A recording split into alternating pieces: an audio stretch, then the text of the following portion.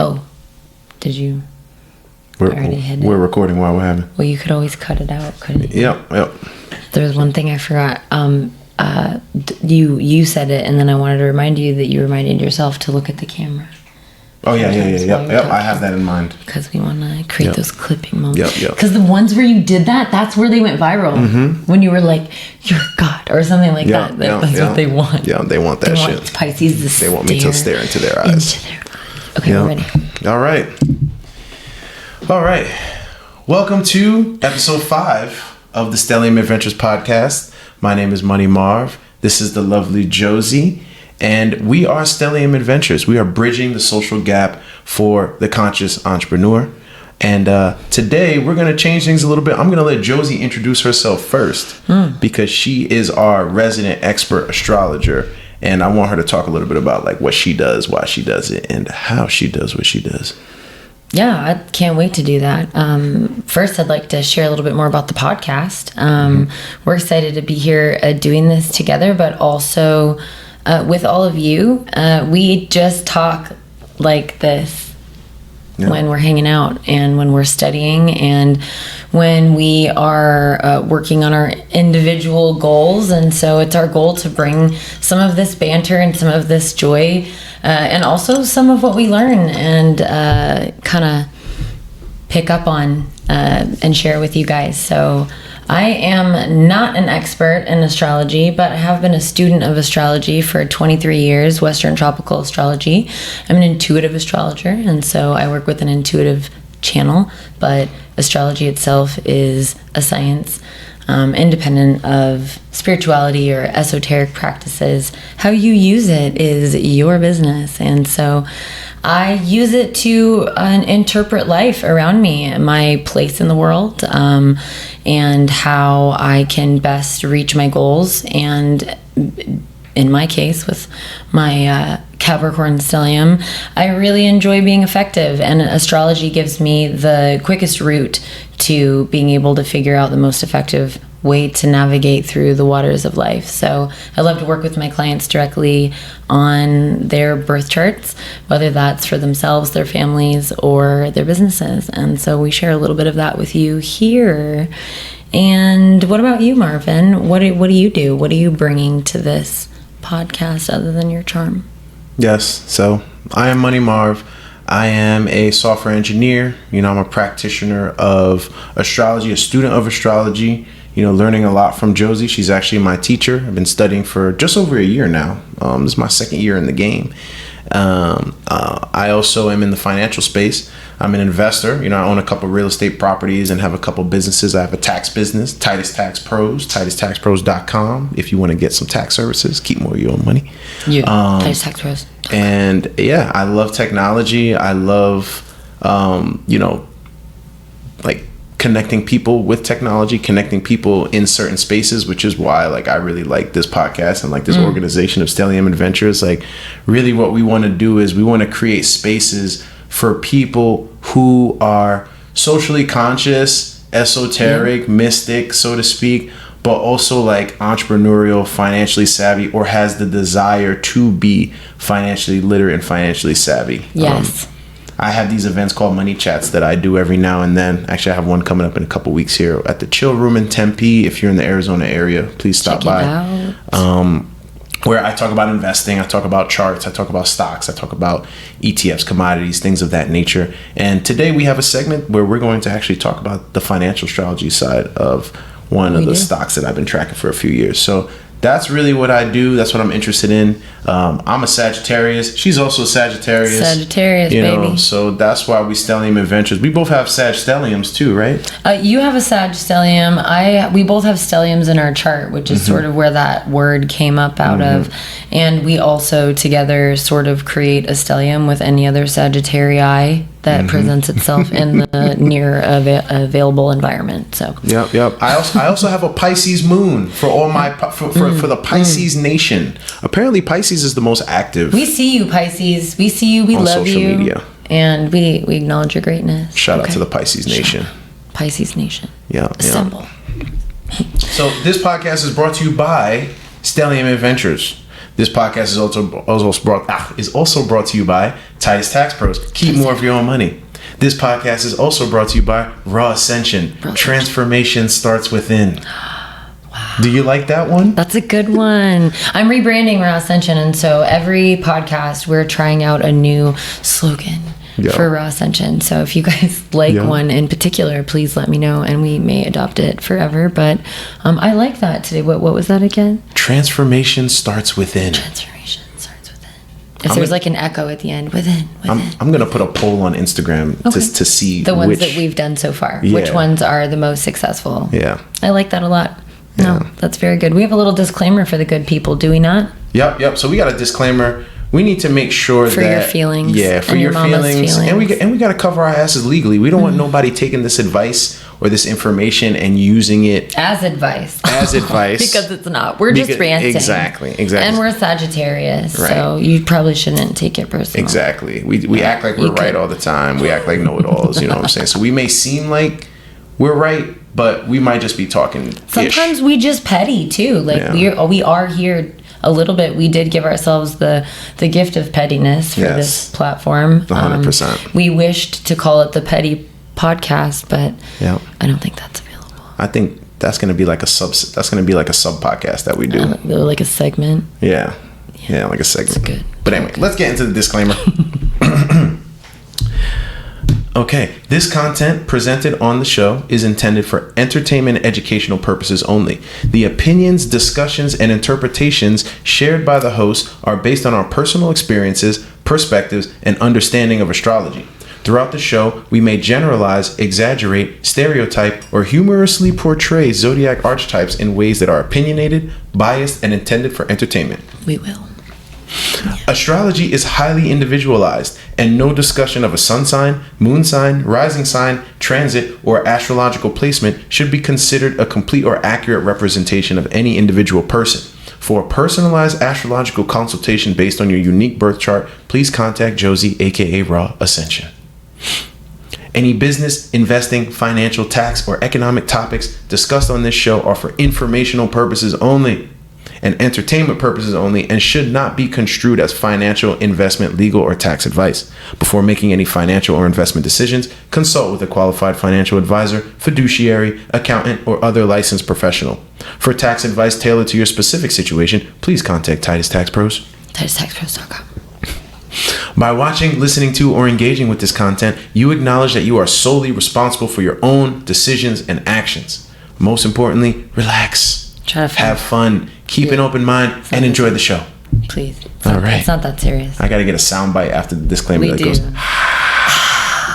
that'll be good. Something. Okay, so that's good. We are in Tempe, Arizona. We are. That's where we're at. So and what's the date today? Today is June 28th, 2026. The day before the Capricorn full moon. Mm-hmm. Also known as the strawberry moon. Yeah, Josie, tell us about it. Well, I feel like you probably have read all that you can stomach on TikTok and Instagram, and you're probably an expert right now, right? Like everyone else? Mm-hmm. No? Okay. Well, this is a big one, right? The full moon in Capricorn. The moon is, interesting in Capricorn because the moon really loves to be in Cancer. And then there's Capricorn. I actually think that the moon really loves to be in Capricorn as well because it provides a nice set of structure. Mm-hmm. The only thing that I will say is that when the moon is in Capricorn, we can have some heightened anxiety, sometimes emotional anxiety, and so oftentimes this is what's like under the surface. Capricorn is posh. Capricorn is poised.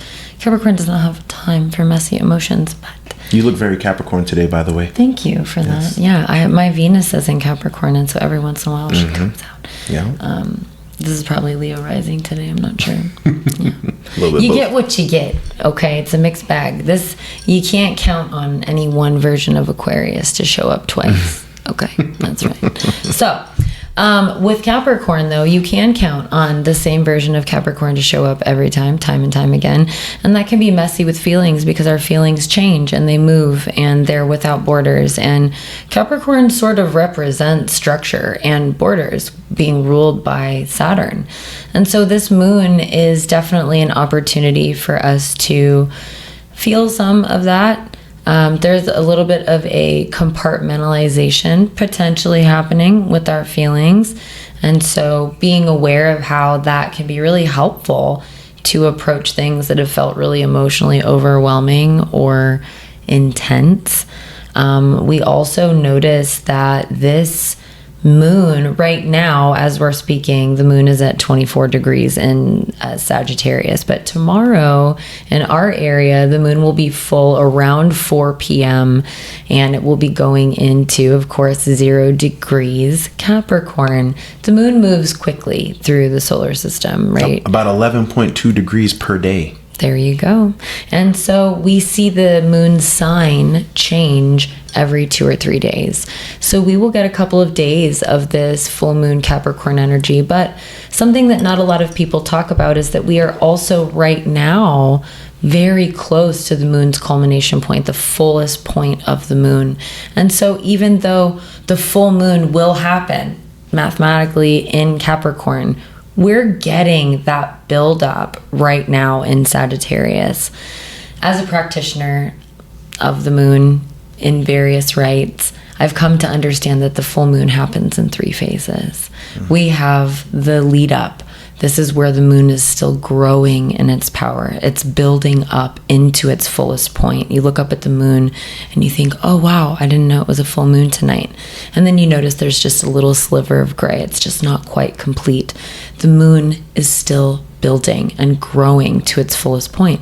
Right now, we're experiencing that energy in Sagittarius, the elder fire sign, the adventurer, the only sign that came with a weapon built in.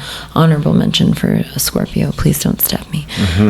But we have a really big energy galloping into this full moon that will come to the second phase of what I experience as the full moon, which is the full point, where it is exactly mathematically full, and we are at the brightest crescendo of that full moon energy. We have come to the peak of everything that has been since the new moon when that seed was planted. Now it's at its fullest potential, blooming, if you will.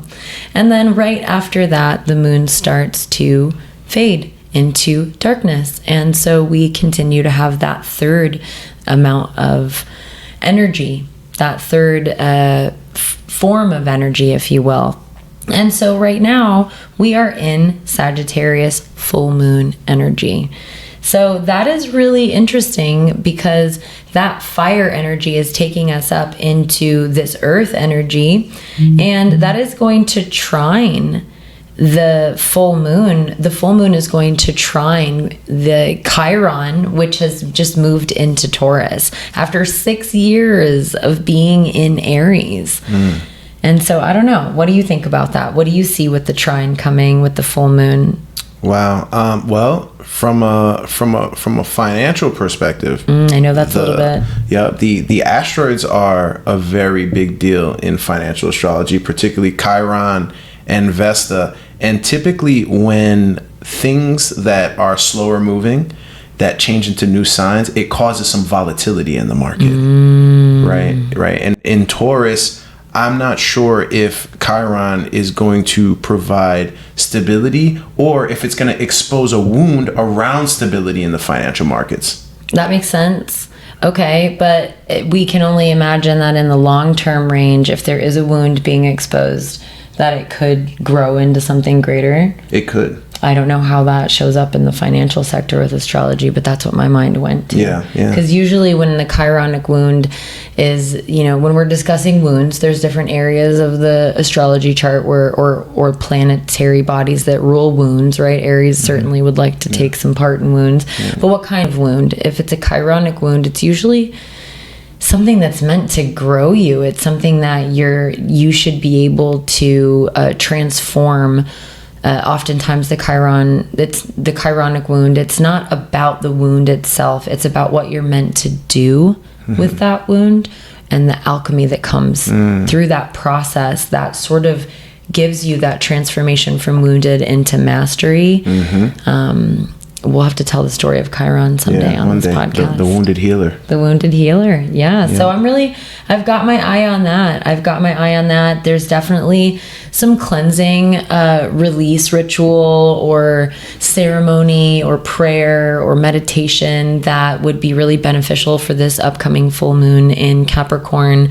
Really taking the time to acknowledge any anxiety or anxious undercurrent. This might be really important information that is not just a distraction and really deserves for you to sit. So perhaps some journaling, some reflective exercises of some sort. The full moon energy comes and tends to bring a spotlight and truly bring a heightened sense of just, I mean, I don't know, what, anybody out there work in emergency rooms or in emergency services? What do you notice during the full moon? Do you notice a difference in people needing help or doing foolish things? Or it seems to be the studies show that there are. So, but with this moon, I think that there'll be a little bit more reserve and a little bit more caution, and definitely an opportunity to restructure things. We're right here at this midpoint coming up, you know, it's summer solstice. We are here. We're in the summer. And so now we're in the peak. This is the strawberry moon. I love the strawberry moon. If we look at the Farmer's Almanac, this is going to give us more information about why and what. And the almanac, and when you hear people refer to the sturgeon moon or the strawberry moon or the wolf moon, this is data about what happens during that season, right, and what we can expect coming after that. And so the strawberry moon is when the fields are full and most abundant. This is our most abundant season. We've already harvested so much since spring. It's now summer officially. Our fields have been harvested multiple times over. They're full right now. We have a full schedule of planting ahead of us. No end in sight. And yet, summer solstice means something very important. We are still celebrating. We will continue to celebrate the dog days of summer. Hooray. But every day our sun falls darker from this point forward. Right. Every day becomes shorter. And where leading up to the summer solstice, similar to as I described it with the moon, the full moon, we were leading up to, right now in the moon in Sagittarius, we're leading up to the full moon, the culmination point. The sun was growing in strength up to summer solstice. Now it's getting darker.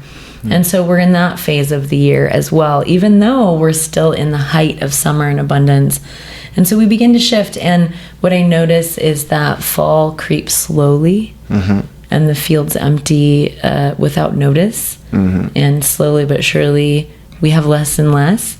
And so now is a time to celebrate and truly take inventory of all of the incredible things that you've experienced since spring, and maybe do some restructuring, some replanning. Now is a good time to look at the plan, the foundation. How has it worked so far since spring, since Aries season?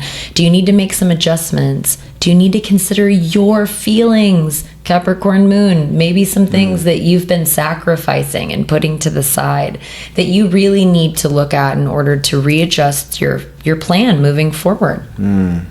Any messages for Cancer moons in opposition? Yeah, Cancer moon, right now is probably a time where you can be a little bit more productive in areas where you feel like you're so emotional, where you may feel like you're so emotionally overwhelmed that you haven't been able to take action.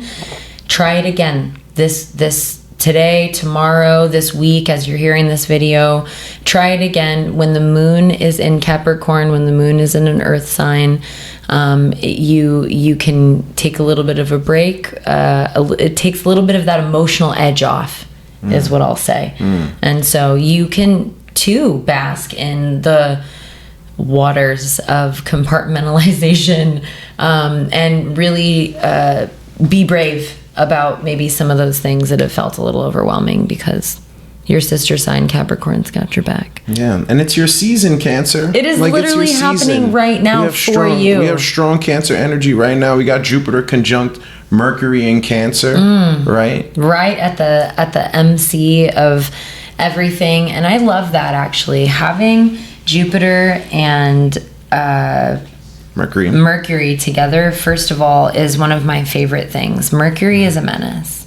Oh, oops, I love you, Mercury. I really do. And especially the day that you're going into Mercury retrograde starts, the same day, within hours of the full moon in Capricorn. And so this is really notable for me. This really is not something that I'm not paying attention to, because I see that Jupiter is with our lovely Mercury, and Mercury, as I said, can be a bit of a menace. Mercury is a joker. Mercury is there for a laugh. Mercury is so fast in and out, doesn't have time to get attached, and Mercury cares about one thing, and that's Zeus, Jupiter's instructions. Always going to go back there. And so they're thick. Jupiter and Mercury are thick, and when they come together, which right now 29 degrees Jupiter, 26 degrees Mercury, and in Cancer at the MC. What is the MC? The MC is the top of the chart. This is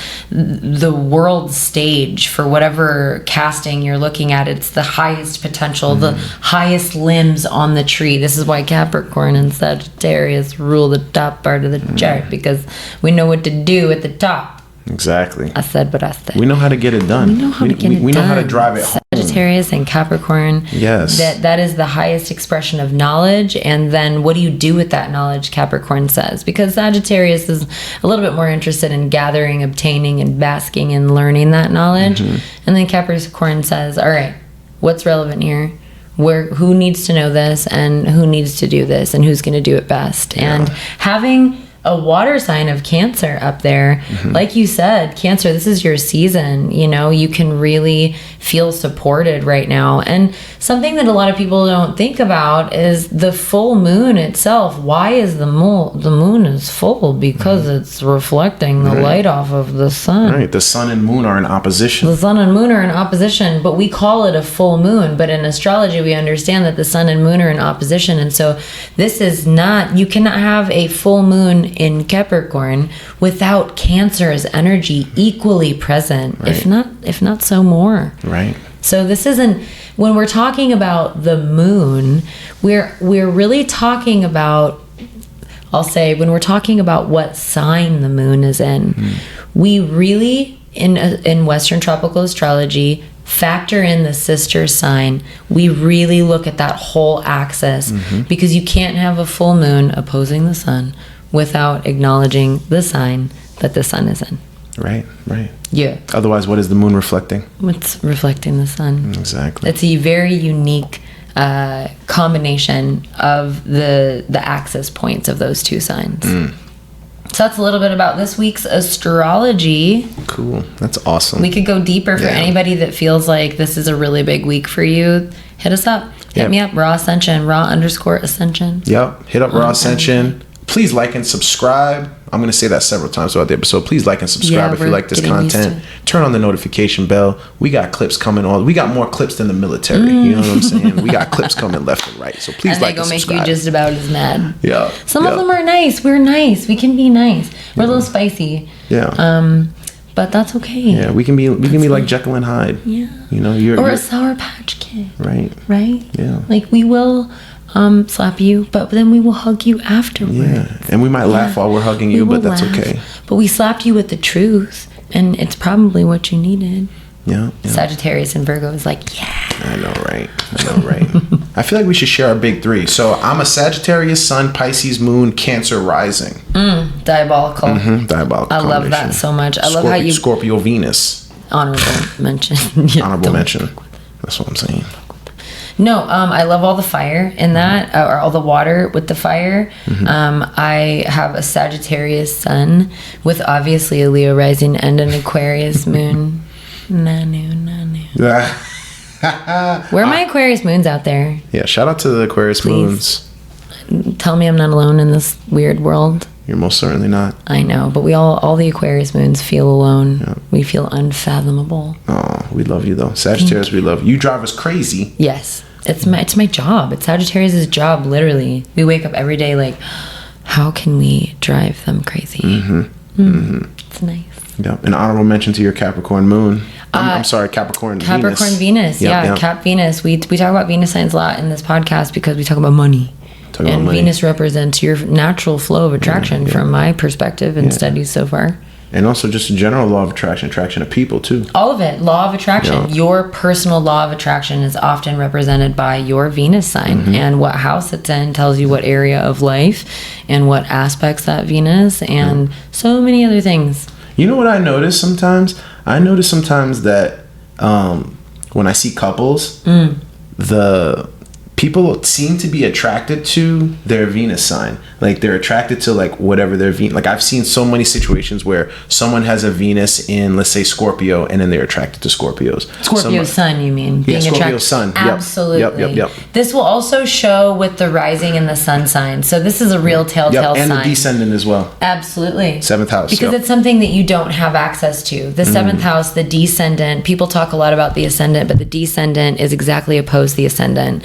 And if we can see, if the ascendant is what we see first and what people see first about us, among other things, then the descendant is what we cannot see at all. It is behind the shadow. We cannot see it, which is why the other is represented in the 7th house. And so we have to join forces with another person. We have to, after we come up over that horizon line. The 7th house is all about the other person. So we have Libra, 2 sides of the coin at all times. The justice wheel, and you can't have justice without accounting equally for both sides. And so, it's like how are we going to maintain balance in partnership, in community, in relationship if we don't have both sides of the coin? We have to have both sides of the coin. And if we don't, our placements, okay, hot take, your 7th house is really important. What's going on in your 7th house is really important. What planets are there, what sign rules the house, and what's aspecting that house. For those of you that are panicking right now thinking I don't have anything in my 7th house, that's fine, baby doll, there's math. So what is aspecting your 7th house?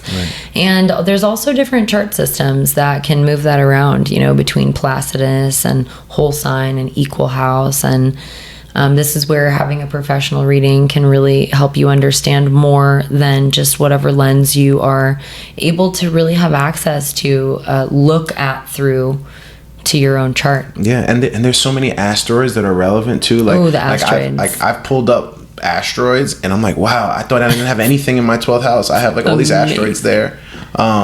So that's also something to look at. Yeah, but 7th house, why is it so important? I think that it really shows you how you interact with other people and how closely you can see yourself. Anything that's in the 7th house, especially close, and also the 6th house, anything that's close to that descendant line. What is the descendant line? It's the border between the 6th and the 7th house, and everything changes when you cross that borderline. Reality shifts in the zodiacal wheel, and now we have an awareness of the other. We have duality. Up until then, we don't have awareness of our duality. Right. So, yeah. Right. Comment if you have significant 7th house placements. Let us know what sign rules your 7th house. Yep. And or if you have more than one planet there, that's always juicy. Cool. So there's one thing I wanted to talk about before we go into the next segment. I want to talk about the edges of the zodiac. I want to talk about 0-degree placements and 29-degree placements. And for people who don't know, every sign is about 30 degrees, right? Every sign, 30 degrees. It is 30 degrees. It starts at 0 and it ends at 29, right? That's true. So sometimes you're on your zodiacal chart, you will have a placement at 0 degrees of some sign, or you'll have a placement at 29 degrees of some sign. That's true. And I'm curious, Josie, what is the signification of having a 0-degree placement? What is the signification of having a 29-degree placement? And it's my understanding that the 29th degree is known as the Anaretic degree. Yeah, that is what it's known as in like academia, astrology. It's definitely also referred to as sort of maybe like a mastery number. It's that's it. That's all of it. It's like you've made it all the way to the end. You've made it to the end. You've mastered the sign. The sign. That's how I see it. And I would love to hear from other astrologers that interpret it differently. Right. But I've come to see it that way, that it really gives us an idea of how far along, because I don't know, I'll describe it someday, but there's all the planets and all the placements and all the math in the chart seem to be these like clogs on a wheel that all fit together at different times, at different places, and destiny and reality through the time river. And so I've come to interpret the degree of a planet as how far which is not linear, how far you are through working through that 0 to 29 degrees of fully experiencing that sign. And that happens through multiple lifetimes. And just because you've had one, degree, it's just not linear. It's just not linear from what I've come to understand. But 0 degrees is the opposite. 0 degrees is what actually happens after that. Really, it goes 29 and then 0. And I really think that you could see, it's like which comes first, the chicken or the egg, right? Well, 0 degrees, I would have to say, comes first. 0 degrees is the beginning. 29 degrees is the end. And so 0 degrees is a blank slate in astrology. If you have a planet at 0 degrees, it is sort of in the oven. It's in the womb, is how I specifically have come to refer to it. You come here, you have that planet in that sign, but it's still in the womb. And so there's something brand new about 0 degrees. I associate 0 degrees with what I call Frosty the Snowman energy. It's like Aries. It just, happy birthday. Like it's brand new. It exists barely. It doesn't even know what it is. And that this is really a sponge. That 0 degrees is really a sponge, and you're gonna really notice any drop of paint in any color on a blank canvas, right? Versus 28 degrees, 29 degrees, 15 degrees. There's already things happening on that canvas. So you're gonna be able to not notice as every single detail at the same time. But 0 degrees is a blank canvas. And so people who have chosen a 0 degrees for themselves, you have recently completed a cycle with that planet from my perspective. And you are ready to move forward. I think one of the most significant planets that you can have at 0 degrees is Venus. Oh, why is that? I interpret 0 degrees Venus in any sign to be... Now, this is also going to depend upon other placements in the chart, okay? So we're going to hyper generalize. Yep, see disclaimer for all grievances. There you go. We're going to hyper generalize for a moment on just the 0 degrees Venus sign in any sign, okay? Having your Venus planet at 0 degrees in any sign is usually an indicator from the patterns that I've picked up on over the last 9 years of sitting across the table from my clients and the last 23 years of studying. It seems to be that you've wrapped up a cycle, especially as it pertains to your soulmates or any like soul ties or connections. This doesn't just mean romantic soulmates. I'm talking about anybody that might have a piece of you with them that they've been carrying through the lifetimes. Anybody that is attracted to you for any reason that they can't explain. Your law of attraction is your Venus sign. And so whenever I interpret the 0 degrees Venus sign, I see that this person, get ready, gasp, has no soulmates in this lifetime. Oh, sorry. Please comment if you have a 0 degree placement. I'm so sorry for you. Your soulmate is not here. Well, to the contrary, you get to choose your soulmate. I'm gonna make people mad with lifetime. that one. You are. That's trigger warning. Trigger warning. Trigger warning. Truly, you may not have a soulmate in this lifetime anymore, and that's because you have already wrapped up that cycle with that person. And this can be really confusing if that person doesn't also have a 0 degrees Venus, which almost never happens. And so be ready for these relational dynamics where people feel like you still owe them and you're still connected and you still working through things together, and you're just like, listen, I love you, I see you, I recognize you, you're familiar, but I no longer choose this. And here's the damn thing. Free will, man. Oh my God. It's a hell of a drug. It is a hell of a drug, and it is a damn thing. You could do whatever you want with free will, baby doll. So if you want to link yourself back up with that soulmate and start that 0 through 29 degrees all over again, you're more than welcome to do that. That's on you, child. That's on you, child. But you could not do that also. And you could really spend this lifetime,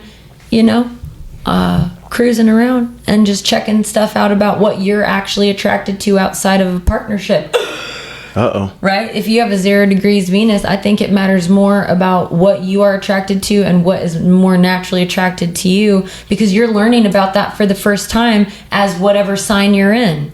If you have a 0 degrees Taurus Venus, then you likely have not experienced Venus Taurus energy before, and you're just learning what the hell that is. You're just here trying to figure out what is Venus and Taurus. If you go sucking yourself up to a new soulmate or an old one that just can't let it go, then it's going to be a lot harder for you to really, especially in the sign of Taurus. Yeah, Taurus ain't never letting it go. Never letting it go. But it would be a lot harder for you to really get a sense of, again, at 0 degrees, you're a sponge. You're here to just learn about what that sign is. Put less pressure on yourself. Any planet at 0 degrees, you got to take some pressure off of yourself, because you're kind of just here. It's like a ride along, like you're thinking about becoming a police officer, but you're not really sure, or a firefighter and you're not really sure. So you go for a ride along. Yeah. You're 0 degrees. You're doing your ride along. It's cool. Just chill out. There's other people around you that know how to do the things that you're afraid you're not going to be able to do. So just soak it up. So does that gradually become less true as you go through the absolutely from my the fractions of each sign? So from 0 to 10, that's called a decan, right? Or a decan, however they say it. Every 10 degrees of a sign is almost like a slice of the pie. It is. So does that become less true as you go to the next slice and the next slice? Absolutely. We don't have time to get into the decan from the blots today, but it is a robust area of Western tropical astrology and a huge element of how we analyze the birth chart. And any planet, any placement, any data point that falls between 0 and 9-10 degrees, I understand that it's still in its infancy, it's still in its blooming, it's in its childlike phase, if you will, and so this is particularly more relevant for certain planets or certain zodiac signs. For instance, I'm gonna make some people mad maybe, but Aries, if you have 0 through 9 degrees placements,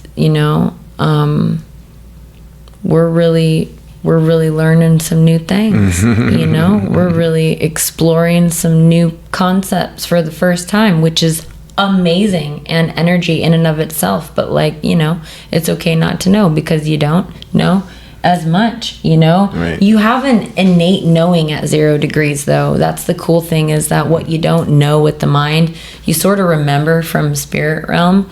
0 degrees is hey, I just got here. You still have some space dust on you. So if you got those 0 degrees placements in your moon or your sun, really get in touch with that intuition and that inner knowing.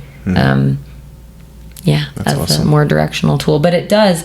Then the middle degrees from 10 to about 20. This is an adolescent phase. We're going to pick on the fire sign steady here and say Leo. Ooh, damn. When I see Leo placements, my rising is 16 degrees Leo. At a middle range, right? It's okay, wow, we got a goofball on our hands here. We have an adolescent energy. We have who's ever been around a teenager? They think they know. They are expressing their emotions with the regulation of a toddler and the veracity of a public speaker. And it is a really, really amazing time, because you're taking everything that you've learned from 0 to 10 degrees, or using the human life cycle as the reference, everything that you've learned through childhood, and then you're testing it out for the first time. You're kind of sloppy, but you're excited, and you're just ready to do something. It's almost angsty in a way. And then we get to 20 through 29, and we calm down a little bit. We chill out.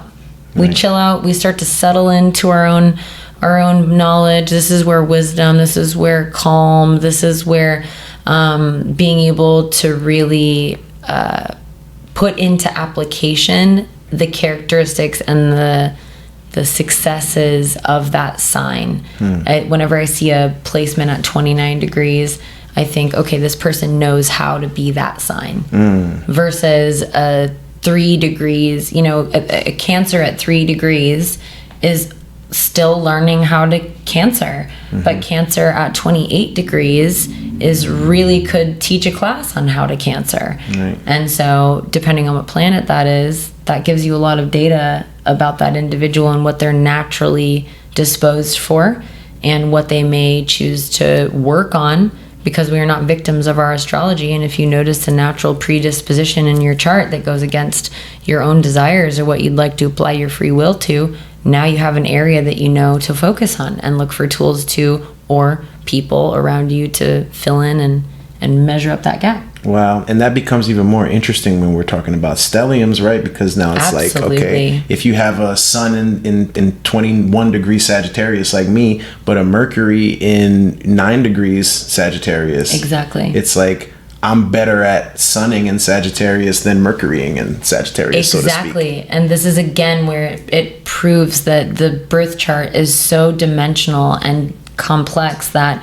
it's why we have our disclaimers. We are so highly generalizing almost for the purposes of entertainment, because in order to truly use this science for what it is meant to be used for and what it has the capacity to unlock and hold, you have to be able to consider all of these mathematic elements.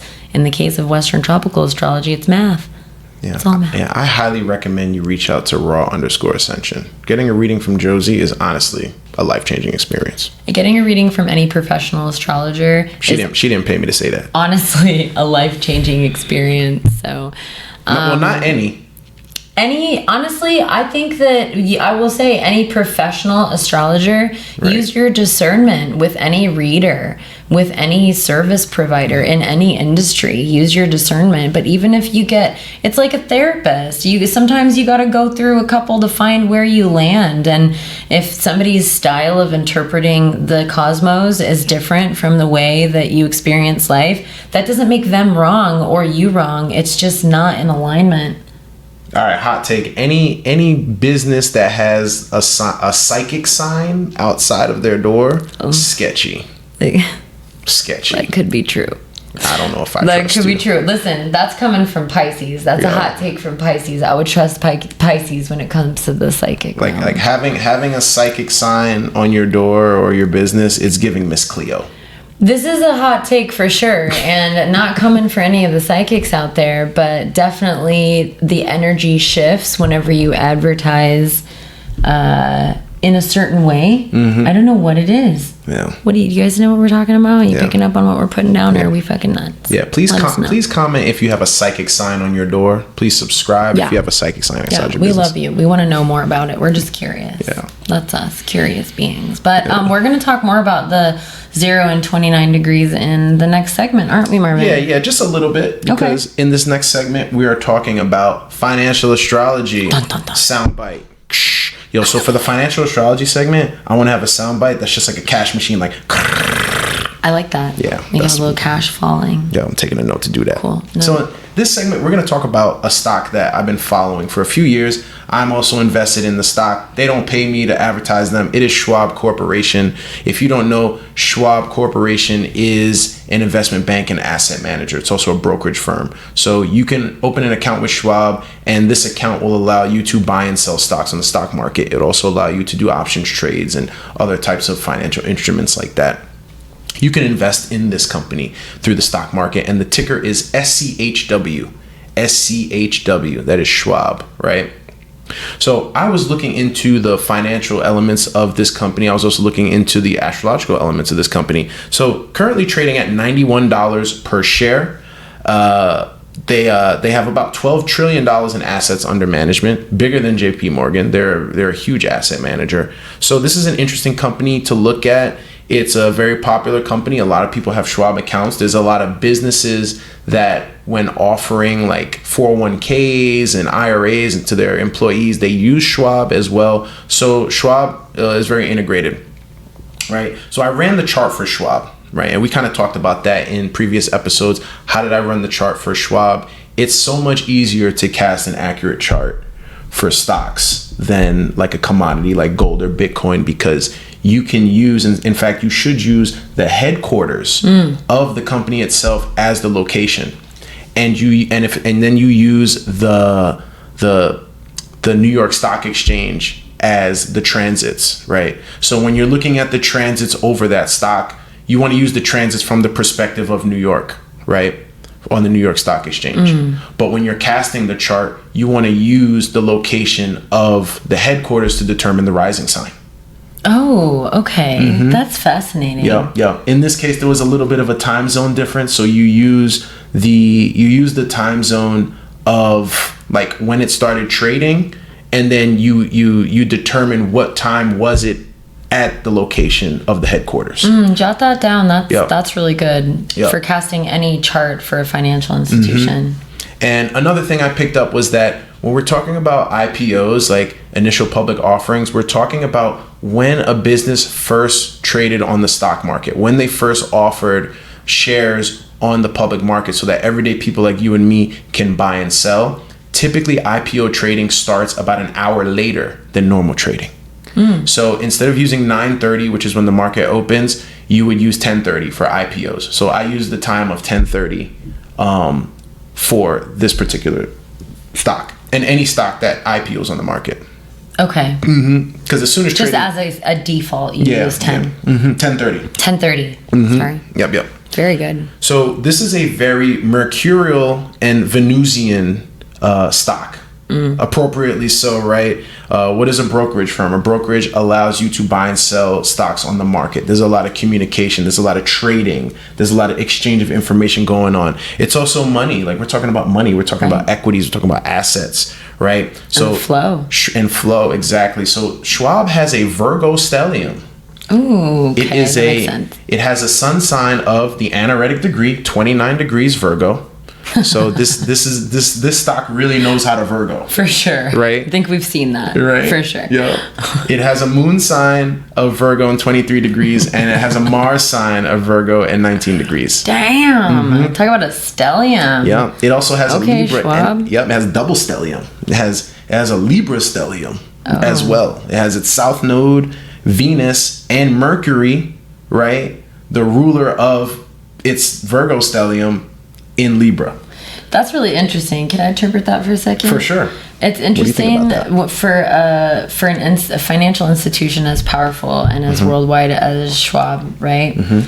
For you to have a south node in the sign that represents equality and justice, which means that from the perspective of the journey of the lifetimes, right? The energy that this entity, this chart has been growing through, it really is now more focused on itself and its own interests than on justice and equality for all, since its north node is in Aries.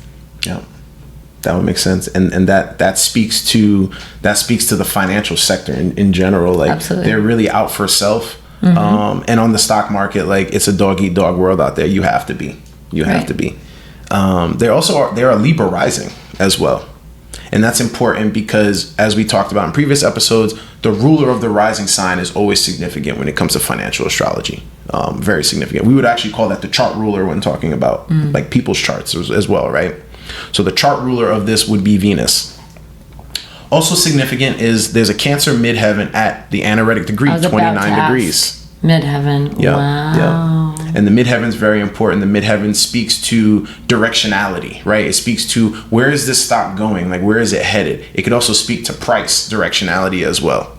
The midheaven in traditional astrology also can refer to perception, like how people see you in a similar way to the rising sign. I don't know how that applies in financial astrology. Right. And that's very interesting because Schwab just recently changed leadership. Last year, they got a new CEO. Well, hopefully it would be a female or someone who gives a nurturing appearance, because that's sort of how people want to see them at the top. Well, it's an older Caucasian male. But you could say that he is nurturing of the company because he was the president of the company for many, many years. Okay, so it's an emotional return. It is. Okay, so that's That's interesting. Yeah. And, so far so good. So there's kind of two buckets that I put some of these aspects and planets in, right? There's the impact players, right? So the impact players would be Mercury and Venus, obviously, right? Mercury is the ruler of this Virgo stellium. Mercury is also in the sign of Libra, which is ruled by Venus, right? So Mercury and Venus, and they're fast-moving planets, right? The interior planets, the inner planets, the ones that change often, those are the ones that are really going to have major impacts on the price action of a financial equity for a stock, a commodity, etc. Because the outer planets, they create what I call overarching themes. So the outer planets, they're going to put this stock in a certain position that they either need to flow with or fight against, right? So in this case, we got Saturn and Uranus conjunct in Sagittarius in the house of money, the second house. Ooh. Right? Ooh, that's going to be that's moving big money. Yeah. And what I noticed was with this overarching theme, from 2024 to 2026, Pluto has and still opposes Schwab's midheaven, right? And squares the ascendant, right? And the way I interpret this is with the rise of like fintech, AI, and crypto, and as they continue to reshape the banking sector, because as we know, like the financial sector, they've taken to crypto. Like they've taken to it. Like hedge funds and banks, they're adding crypto to... It's not going anywhere. Yeah, they're adding it to 401ks. They're adding it to retirement accounts. They're creating financial instruments. They're creating stocks. Like there's a stock called iBit that is a Bitcoin ETF. It's an ETF that you can buy with dollars, and that ETF is a fund that buys Bitcoin. Amazing. Right?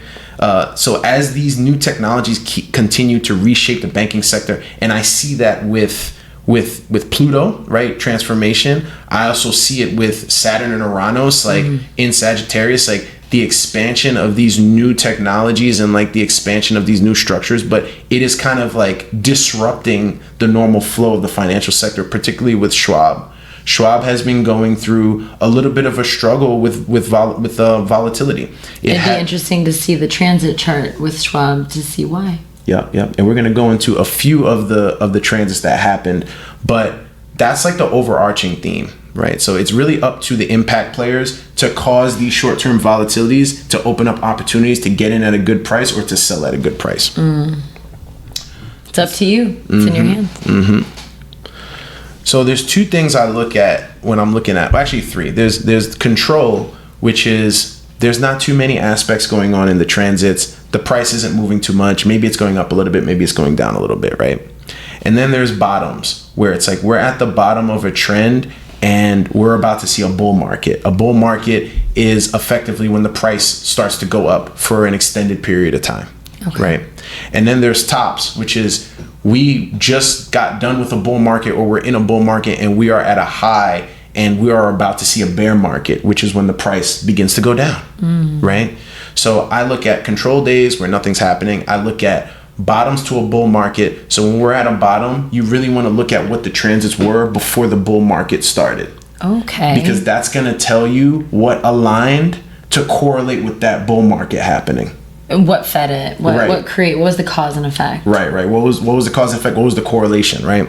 And then that's important. It is. It's very important. Write that down, people.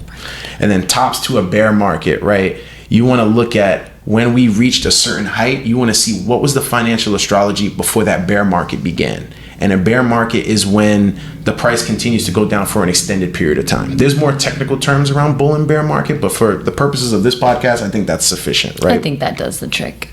So what happened with Schwab, right? And I don't want to go into every scenario because that would take too much time, but generally speaking, the money planets woke up the market. Like the money planets giving us density, right? So a lot of aspects and favorable density, favorable aspects. It really woke up that stock and correlated with a bull market, right? Okay. So you see that often when transiting sun. Shift. Yeah, the shift, right? So when transiting sun, which moves 1 degree per day, right? And transiting Mercury, when they light up the Venus and the moon sign. Ooh. Right? Because indicator. You're hitting Venus, you're hitting that that ascendant, you're hitting those planets in Libra. Right. And then you're also hitting the moon, which is in Virgo. Truly waking it up. Yeah, truly waking it up with Mercury. Oof. Right? Mercury ruling Virgo, right? So that's what we saw. Activating it. Exactly. It's an activation. It is an activation. It's like a switch. It's like a light switch. It's like it goes up, and then these inner planets, they move so fast. Once they pass over, you start to see it die down, and then we might go sideways for a little while until an inner planet hits either favorable or unfavorable density to another aspect, right? And you've learned that you can use astrology to predict these patterns in the market. You can. We know. That's the great thing about astrology. We know the future. It's all there in the math. Yeah. We know where the moon's going to be next week. We know where Mercury's going to be in a month. So we can actually look ahead and we can ask the question, what are the days in the next? This is an example of what I would ask, like an AI program or a piece of software that I'm personally building to actually do this more effectively. What days in the next 90 days have the most aspect density to this stock's financial astrology chart? I would look at those days and then I would break it down. I would say, okay, what are the days that have the most unfavorable density? Unfavorable density means that there's a lot of density, there's a lot of aspects, but there are a lot of squares and oppositions. Okay. Right? And we're more cut and dry whenever it comes to financial astrology, whenever it comes to interpreting the aspects. Correct. You've said that in formal episodes. If it's a square, we're going good and bad. It's bad. If it's a trine, it's good. Right. And when I say good and bad, I mean that good means that the price is going up. And bad means that the price is going down. That doesn't mean that you can't make money both ways. That's the good thing about the stock market. You can make money both ways. You can predict or you can assess that, okay, there's a bad transit happening. Maybe I'm going to short the stock, or maybe I'm going to do a put call on the stock, meaning that you're betting that it's going to go down and you make money on the way down. Same thing for the stock price going up, right? Also, you want to look at bad situations when you want to get in for a long-term position. I tell people, like, when they ask me, hey, I like this stock, like, what price should I get in at? I'm like, you want to wait for a drawdown. You want to wait for a pullback. Like, you want to wait for a good price, right? It's just like buying a house. Like, you make the most money when you buy. Like, it's the difference between buying a house for, $500,000 versus $1 million. Like that's a 50% reduction in price. When you go to sell that, whatever that 500,000, you get that as profit. You know what I'm saying? Because you were patient and you waited for the market to go down. So I would be looking for those. When looking for like bull markets, when looking for favorable density, I would say, okay, maybe this might be a good time to get out. Maybe this might be a good time to sell. That makes sense. Like the price is too high, especially if it's an all-time high. If you see favorable density and it's an all-time high, we're dropping, baby. We're probably going to sell. Like, we're probably going to get out. We're probably not going to bet that the price is going to continue to go up for much longer, right? We're peaking. So when we looked at tops to a bear market, we saw Mercury and the ascendant, they got hammered by squares and oppositions. And that's that unfavorable density that we talked about, right?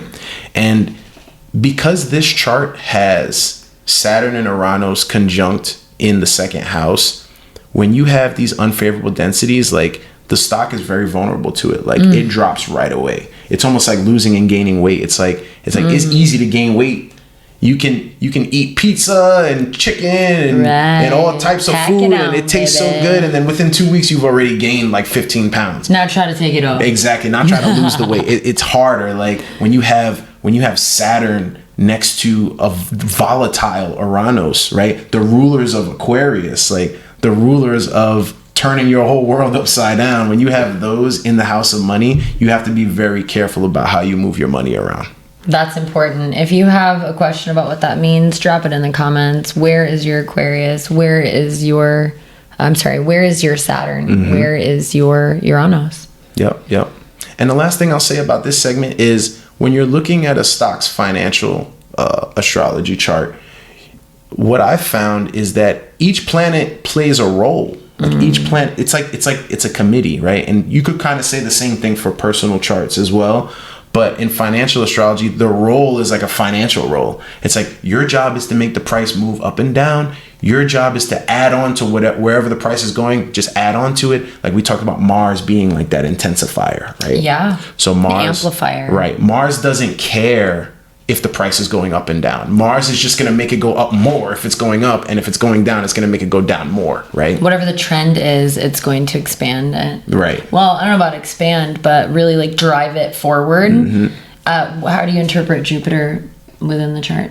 Jupiter is also somewhat of an intensifier, but it's a more vast and more long-term intensifier. So more expansion versus driving forward and into whatever that direction is. Yeah. Okay. So expanding could go into greater area. Right. And Jupiter does care a little bit about the direction. Like Jupiter does care a little bit. Like favorable aspects to Jupiter, you'll see expansion. You'll see the price go up. Right? Okay. Right. Unfavorable aspects to Jupiter, you could see the price go up, but not as much. I see. If it's not in alignment with the planetary energy. Right. That is key. And again, why astrology is so robust, and it's very hard to make an independent analysis of just one or two elements of these charts and then take action based off of that. Right. It's really complex, because then your chart, I would imagine, also plays an ultimate factor. If you're the one who's making the investment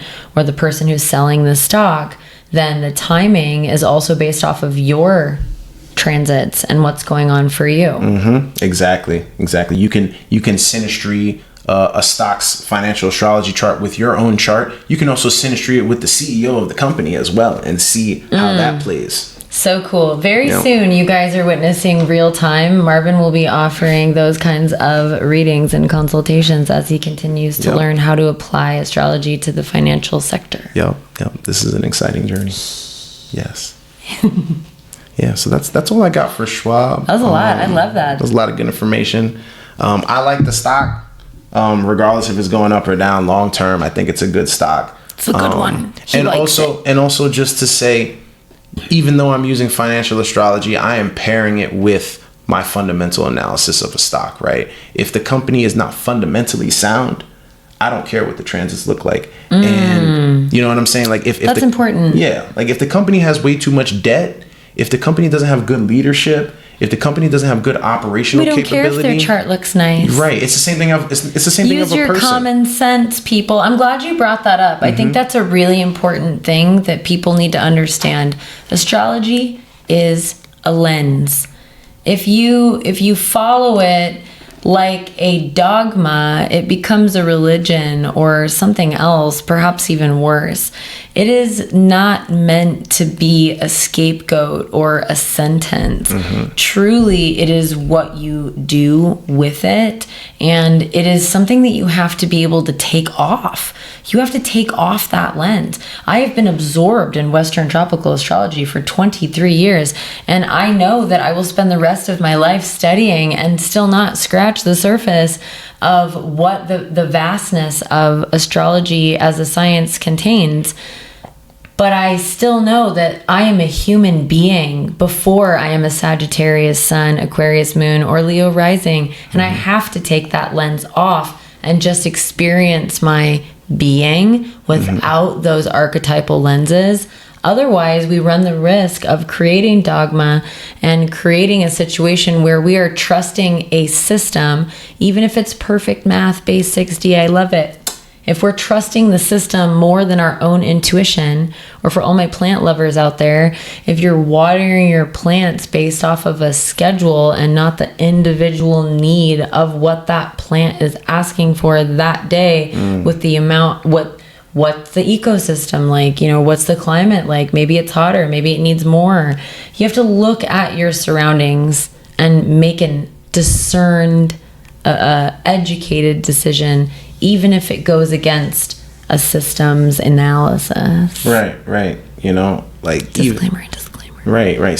Please see disclaimer for any grievances. But it's free will's a hell of a drug. It's like it's like personal charts. It's like, wow, you have the perfect chart for becoming a doctor. And we're going to kind of talk about the next segment. We're going to talk about how to potentially build an organization using the zodiac. Even if we build this organization and we have all of the right charts and all the right roles, somebody can decide that they're not going to utilize that energy, or they're going to do something else, or it's amazing. They're going to lean into the opposite energy, or they're going to go and quit, or they're going to have a moment and something else is going to, because there's so many lenses. We said this in episode 1. We did. We are multi-dimensional beings, right? Astrology is a lens, right? What else? Human design is a lens. There's so many different systems and things to classify us and tell us what we are, who we are, where we come from, all these things.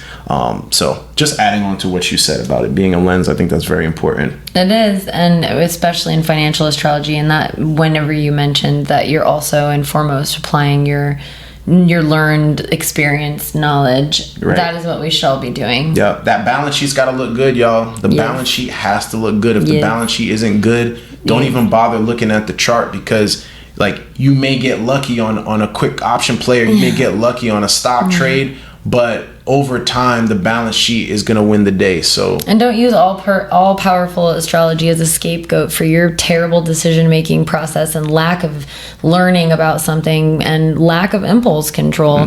If you are making a decision based off of astrology and it goes to shit, that's on you, bub. Because you have to be able to pull back. Or the same thing with a psychic. Oh, the psychic said that. That's great. You trusted someone else's connection to their channel greater than your own. Or you let someone else's ancestors tell you what to do instead of listening to your own. So just use some discernment and common sense for the love of God. Yeah. But I'm excited to talk about this business segment, the concept of building a team, building an organization, building an executive team with the astrological lineup, with the 12 zodiac signs. Who's the boss? Who's the investor? Who's working up front with the customers? I'm excited about this. So, I think that we're going to talk about a restaurant today. Is that right? Yeah. So we're gonna open up a restaurant. For the record, we are not opening up a restaurant. We are not opening up a restaurant. Me and Josie are not opening up a restaurant. We're not doing that. But hypothetically speaking, we want to open up a restaurant, and we want to know who should we put in the roles that are required to effectively run this restaurant, right? Now, we need you to answer this for us, because I wonder how different your answers are from ours, but we're going to give you very quick answer, very quick take on which of the 12 zodiac signs we would put in which roles for a business. Yep.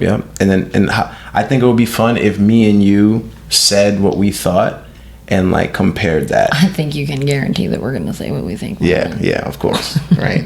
When does Sag not do that? Oops. So let's start with the big boss, like the head honcho, right? Like the CEO, the person that is going to run this restaurant from the top down. Yeah, I mean, I feel like it's probably really cliche, but it's probably going to be Capricorn, because probably Capricorn can't do anything else in a restaurant. They could be the hostess. They could like work up front with the customers, but they would hate every minute of it. So we're going to make Capricorn the boss and just let them stay in their lane. Yeah, I'm inclined to agree with you. I think Capricorn would make a great CEO for a restaurant. They would just be so efficient, and they would know where to put everybody. I may also be able to see Leo in that role, as well as like the king is like, you're at the top, only because I've seen CEOs act like royalty, and I've seen them treated like royalty in the workplace. If we're going to put Leo as the CEO, I agree with you if that CEO is the owner. Right.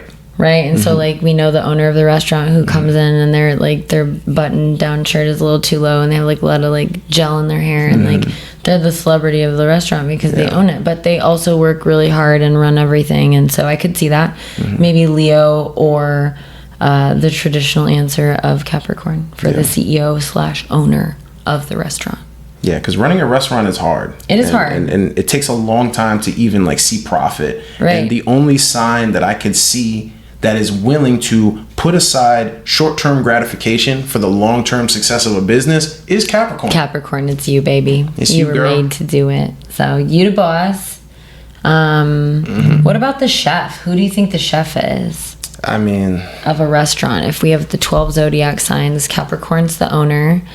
So who's the chef? I mean, it's got to be a Venus ruled sign, in my opinion. Like, we obviously know that it's Taurus. Yeah, like I think what it's Taurus. else is Taurus gonna do there other than clean everything and like build the tables like out of a tree that they chopped down in the back and like milled the wood? Yeah, and let's be honest, Taurus, you're gonna taste the food no matter what situation you're in. So we might as well make you the chef. Just cook it. You're gonna be the best at it anyways. And you're gonna have the most opinions about how the food tastes when it comes out. 100%. And you're probably right because you know quality when you see it. So Taurus, you're the chef. Yeah, you're the chef. How about the investor, Marvin? Who is the investor? Ooh, who's the investor? Ooh, I think it could be Sagittarius. I think it could also be Scorpio potentially. I think that it's Aries because Aries doesn't want to do it like themselves, but like maybe this is like a family member who has like lifestyle abundance or wealth and is like, no, I do not want to be a part of this with you guys every Sunday, like, but here's some money. Here's the money that I got from winning my race and being the best at everything I do. I could see that. Yeah, I could see that too. Aries being the investor. Let's see. So I could see Aries, but I think we both agree that a fire sign could do it. Sagittarius is known for just dropping money on things that they want to have experiences they're with. just like, I want to buy a piece of this. I want to have this. I want to watch this thing grow. Yeah, Sagittarius is like a customer that comes in from out of country and eats in the restaurant for the first time and is like, I love this. I believe in this. Right. Boom. I wanna support this. Right. And I could see, and Scorpio also ruled by Mars. I know you said Aries. I think Scorpio could be like, I just know this is going to be successful. Yeah. Yeah. I just know it. You know, they may not be able to explain exactly why mathematically it's going to be successful, but they might just have that psychic intuition of just like being able to see the future of that business and say, you know what, I am going to invest a little change. Well, Aries usually doesn't want to be involved in anything but the best. And so if Aries is going to invest in something, then it's usually going to be the best. So, hostess, there's only one in my mind. I mean, you could get any of the air signs to be a hostess. I think that they would do great at it, but there's one particularly that excels. Is it Libra? It is not Libra, even though Libra would be an obvious first pick. In my mind, the hostess would definitely be Aquarius. Yeah. Why do you think that? Because that is like your like tour guide Barbie. Hi, welcome to the restaurant. What have you done today? Did you have a fun day? Wow, what did that mean to you? I suggest the soup. I think that Aquarius could talk to anybody about anything and make anyone feel welcome and help them find their place. And so I would want to put Aquarius in as the hostess role, but I would be dual training Libra so that Libra could absolutely be the hostess at any time. And I think that Aquarius also makes an excellent manager. I was just about to say that. And so that would maybe be where I would put Aquarius. I would save Aquarius for like front of house manager. And then Libra would be more of the hostess for sure, because Libra doesn't have to do much and gets to look pretty. And Libra is also excellent at communication and talking and making everyone feel welcome. Yeah. So yeah, I could go for that. Libra is the hostess, and then we created the other role of front of house supervisor. Right. And that's going to be Aquarius. Yeah. Who do you think would be back of house?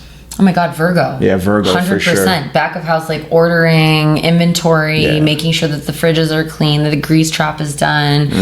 I think that this person could also be making the schedule, but probably Aquarius is making the schedule, because if Virgo makes the schedule, then everybody wants to quit. But yeah, I think that it's Virgo as back of house supervisor, who's probably also a family member of the owner, like has stock involved in it. Right. You know, because that's why they're cleaning the fucking grease traps themselves. Yeah. Is it safe to assume that Pisces is not going to be in this business at all? Pisces is the, I think, but we love you, Pisces. I just want you to know that. If Pisces was going to have a role in the business, I think that Pisces is either the food critic that's eating the food and testing it, or this is... I think Taurus would be upset about that. Taurus would love that, but also be upset. Yeah. I think that also could potentially be the mascot. Standing outside spinning the sign. Yes. And making everyone feel like really loved, and like passing out samples, and like taking pictures with the kids.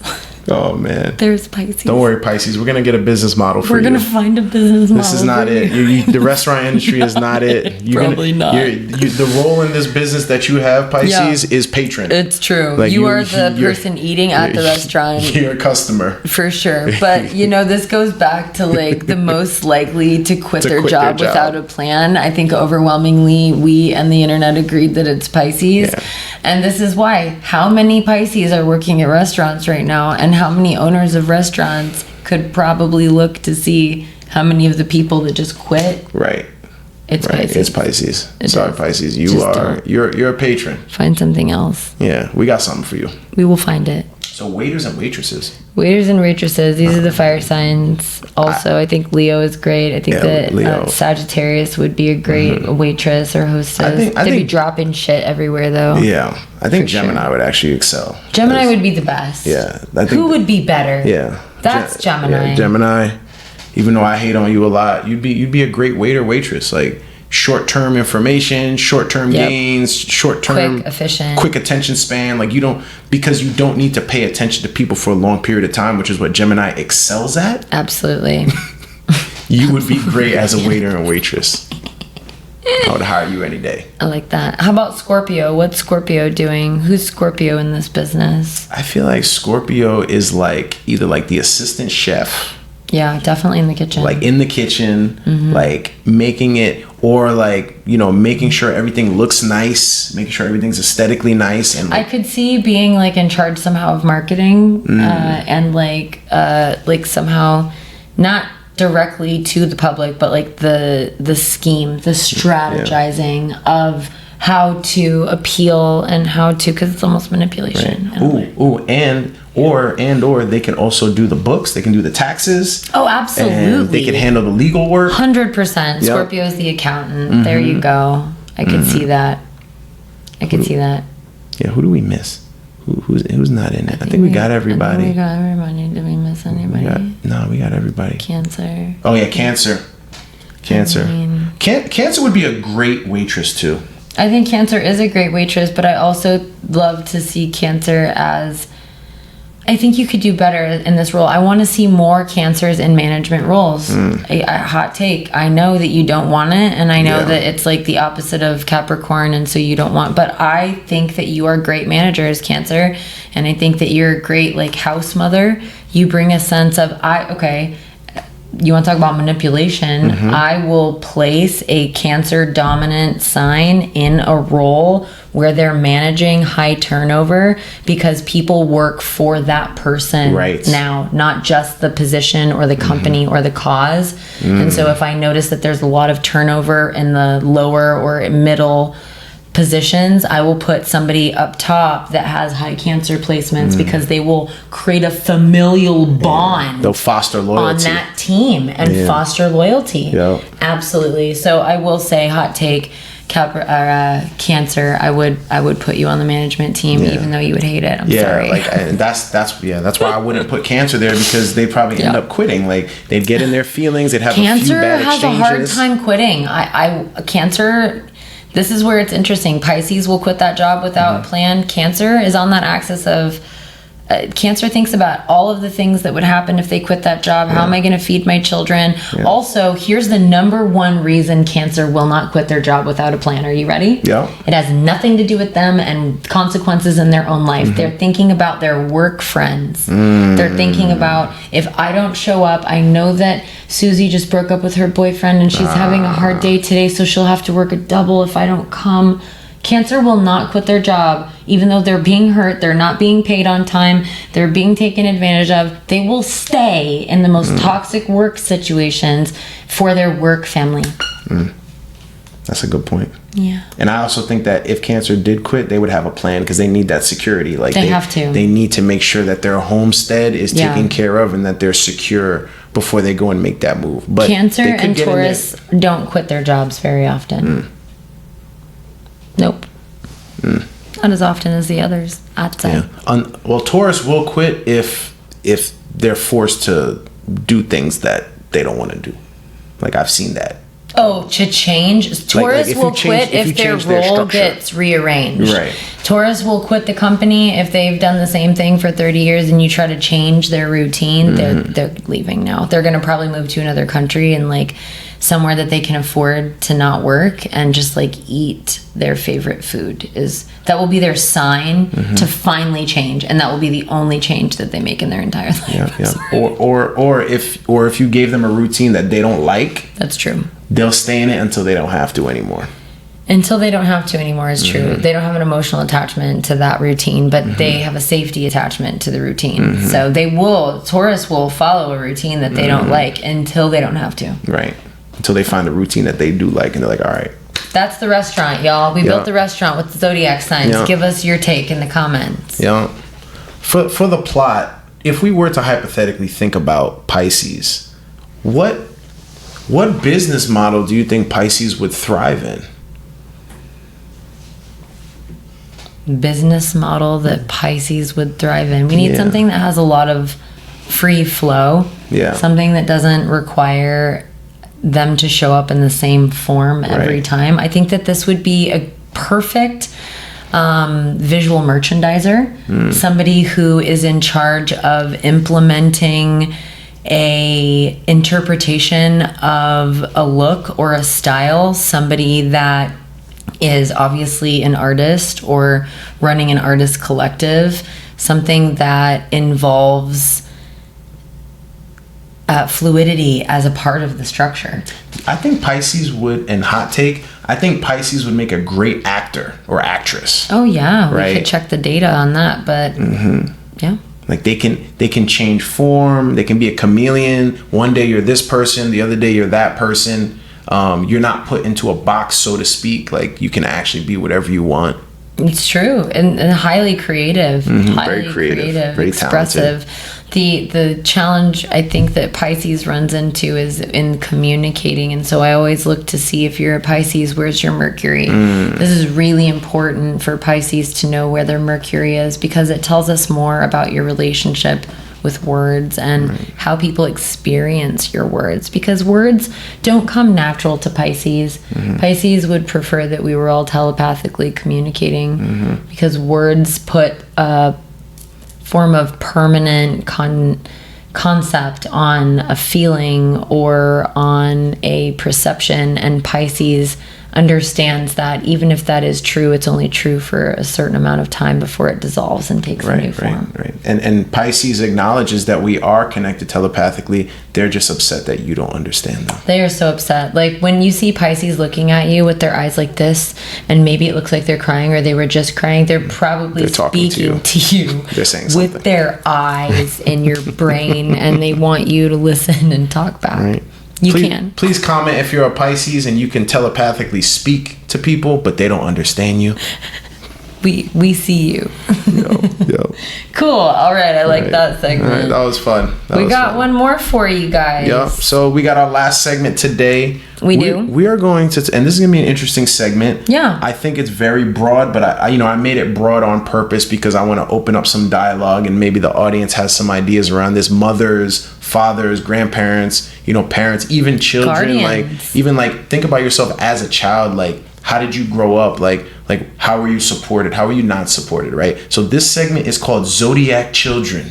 Yep. Zodiac Children. And the question is, how can you best position a child for success when aligning, particularly with their sun sign? We can talk about their chart if you want to, but let's start with the sun sign, and then I'll let you kind of take it wherever you want to take it, and we'll go sign by sign. Yeah, I have a little nugget on each one from the perspective of the sun sign.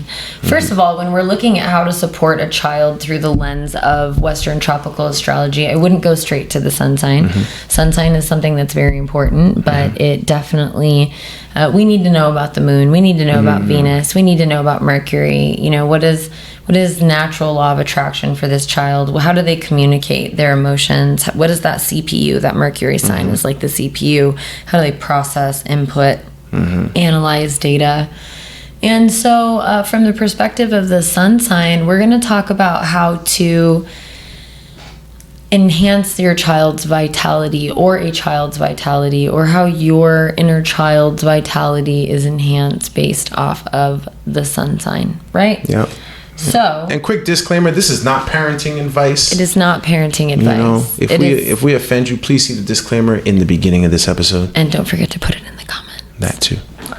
So whenever let's start with Aries. Yeah. Okay, we're going to start with Aries. And so the fire sign, the first of the fire signs, if you are talking about a child, whether it's you or your child or any child with a Aries sun, then the best way to support them is really going to be to teach them how to channel their energy into productivity. This child has an immense amount of energy and drive, and typically this shows up in an impulsive form. And so giving your child a very defined avenue to apply that into is really, really good. I will say though, give Aries room to develop their own identity. I work with a lot of Aries later in life who really just took the identity that was first presented to them and they just sort of ran with it. And then around the Saturn return, things start to really become more of, well, wait, why do I even care about this? So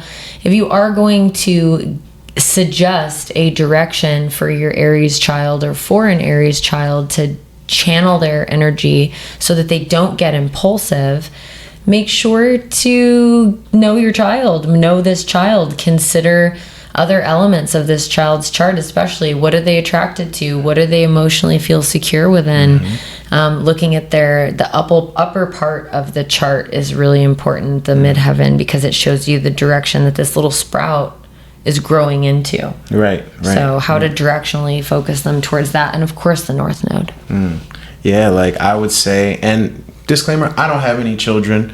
I do. I don't. She has a child, so she can speak to it more than me. I have some experience with children. I've been a child, but one thing I would say, like if I was trying to support an Aries child or trying to improve their vitality, I would look at their tendencies. I would see, like, what do they do physically? Like, are they physically is big? Yeah, like are they swinging their fists around? Maybe you want to put them in martial arts like jujitsu or something like kid wrestling or something like that. Oh, that's definitely. Like are they when music comes on, how do they act? Do they bop their head? Like maybe you want to put them in some kind of a dance or something like that. Like do they like to jump around, or do they think they're a ninja? Do they think? Right. What are they naturally drawn towards? What are they naturally drawn towards? And like maybe try to put them into a structure where they can channel that effectively, and maybe develop that into something that they do later in life that helps them regulate emotionally. In order to support an Aries child most effectively and gain their cooperation, we also want to present rules and limitations in a fun, cooperative way. Otherwise, you will meet the horns, because Aries is not here to do anything that anybody else wants them to do unless it's in alignment with what they want to do. So presenting those limitations and rules as fun and games, and ultimately something that benefits them. Like the carrot at the end of the stick works with Aries, but you're going to have to let them taste the carrot, and you're going to have to give them the carrot because they don't have that long of an attention span. Yeah. So that's our hot take on how to support Aries child through the concept of the sun sign. Yeah. Cool. How about Taurus? Let's go to Taurus. Taurus, I mean, make sure you give them food. Make sure you just feed them. I assume that they're probably gonna be very motivated by things of comfort. So maybe when you're trying to motivate them to do something, maybe like, hey, we'll take you out for ice cream if you finish your homework or something like that. That's the first thing that comes to mind. But what do you think? Yeah, for me, the concept of supporting in order to really support Taurus sun sign as a child, we want to make sure that they are set up for success in terms of the pace of life that we're asking them to meet. If you are a busy person, if you are noticing a child in a fast-paced environment, and this is a Taurus sun, the greatest gift that you can give to this child is the awareness that they move at their own pace, and then to help them learn where that pace exists naturally in society, and not forcing them to go too fast, because what's going to happen is you're going to get a result from Taurus that is not embodied. They're acting, or they're putting something out that's not complete, and more than anything, they're not absorbing. And so we need to make sure that, first of all, if we're setting Taurus sun up for success, they need to be fed well. And this is cliche, but especially from the perspective of a child, if you are feeding your kid Fruit Loops first thing in the morning, sugar, and then you take them to Target and you keep them in Target for 2 hours and you give them a candy bar or a Pop-Tart with the, as a treat, and then by 11 o'clock, noon, they're having a complete meltdown, kicking and screaming, we understand that we didn't set this child up for success. And so that's true for any child of any sun sign, but certainly Taurus. If Taurus is hungry, do not ask them to do anything, because they're going to have a hard time focusing on it. I would say, though, the greatest way to support a sun sign Taurus child is also to make sure that they understand literally what you're asking them to do, and that they literally understand the value of it. If you get them to understand why it's valuable, they will do it all by themselves better than anyone else, and they'll never stop. But if they don't associate value with what they're being asked to do, it's very hard to get them to do it. It's like a mule down in the path. They have to want to get up and move. So if you can get them to understand the value, that is going to be huge. Yeah, the why is very important. The why is important. And they need to know why. Their value system, you cannot get a Taurus to do something against their values. You will not get them to do something against their values. So make sure that what you're asking them to do is posed in a way, if you want cooperation from a Taurus child, you need to pose that. Make sure you can't pose it either. You can't lie. You're not, because they're going to know. You have to make sure that what you're asking them to do is in alignment with their values. Yeah. And I would also say, parents, have good values. Have good values. Like, have good values and principles, because those are the values and principles that you're passing into your Taurus child. And then they are going to adopt those values and principles and then go out into the world with that. So have good values yourself. And along those lines, any child suffers without a stable home environment, but Taurus placements, specifically Taurus sun as well, if you don't have a stable, physical, literal home, feed, constant meals on the table, and, a comfortable bed, sheets that you really like, simple little things like this, having a disruption in the home environment from a literal perspective is a great challenge for Taurus. Yeah. Okay, so what about Gemini? How do we best support Gemini sun as a child? I mean, I would think that you just have to listen to them and acknowledge that what they're saying is important. Ooh, that is it. That is so it. My son has a Gemini rising, and we say that he has 3 energy tanks. He's got a mental battery, a social battery, and a physical battery. And with Gemini sun especially, you have got to provide a variety of mentally stimulating activities, okay? And if you would like to gain cooperation from your Gemini sun child, you're especially going to have to turn it into a game and give them options. Telling a Gemini child to do something one way, oh my word, get ready for 1,000,001 questions. Get ready for, I don't want to do it. You can't make me. They might even just run around in circles and you can't catch them because Mercury. But if you say, listen, it's time to go home from the park. Do you want to go and get a drink first? Or do you want to go to the swing set before we go? Something simple like that. Give them the option. Yeah, they need at least 2 options. They need at least 2 options to feel like they can choose, and this is a mentally empowering thing for them, and gets them more likely to really move forward. And this also teaches them not just how to listen to you, but how to make decisions for themselves. That Gemini really shouldn't be in a situation where they only have one option, because it's not going to work for both sides of their coin. Right. They're always going to want to do the opposite of what they're doing at some point. And I think that really instilling a sense of communication in your Gemini sun child early on to communicate when their feelings are changing, this will set them up for the greatest success. As one of the challenging aspects of Gemini as an adult is that they become fixed in their ways, as any adult does. But sometimes we know that Gemini changes their mind, but they don't always tell everyone when they do. And so teaching your Gemini sun from an early age, empowering them to speak the truth whenever their feelings change or whenever something feels off, will help to mitigate those kinds of surprise experiences for them and others whenever they're an adult. And teach them how to maintain healthy relationships so they don't become a nightmare for someone later in life. Thank you. That's his little note for the future generations. Okay, Gemini. Yeah, we're ready for Cancer now. Yep. How do we best support Cancer? You have a Cancer rising. Oh my God. You need to hug them and cuddle them.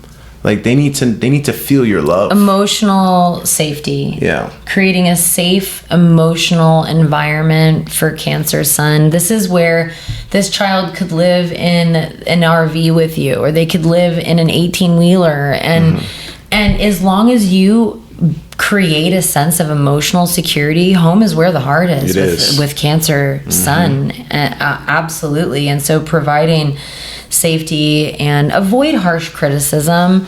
You know, if they did something wrong, you can find a way to say that isn't so harsh, you know, because they're going to shut down.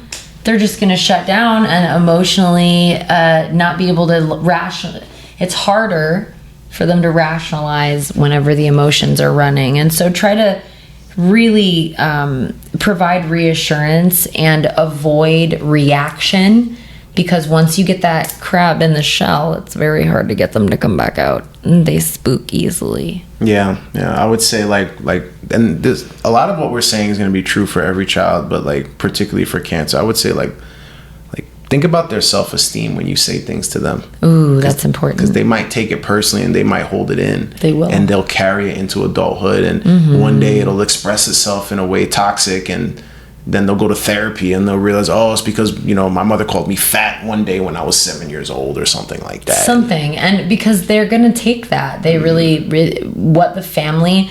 Cancer children care about their families' opinions of them and about their experiences. Their role in the family is so important to them. And so having a healthy family dynamic between all the family members is also a way that you can really support Cancer sun as a child.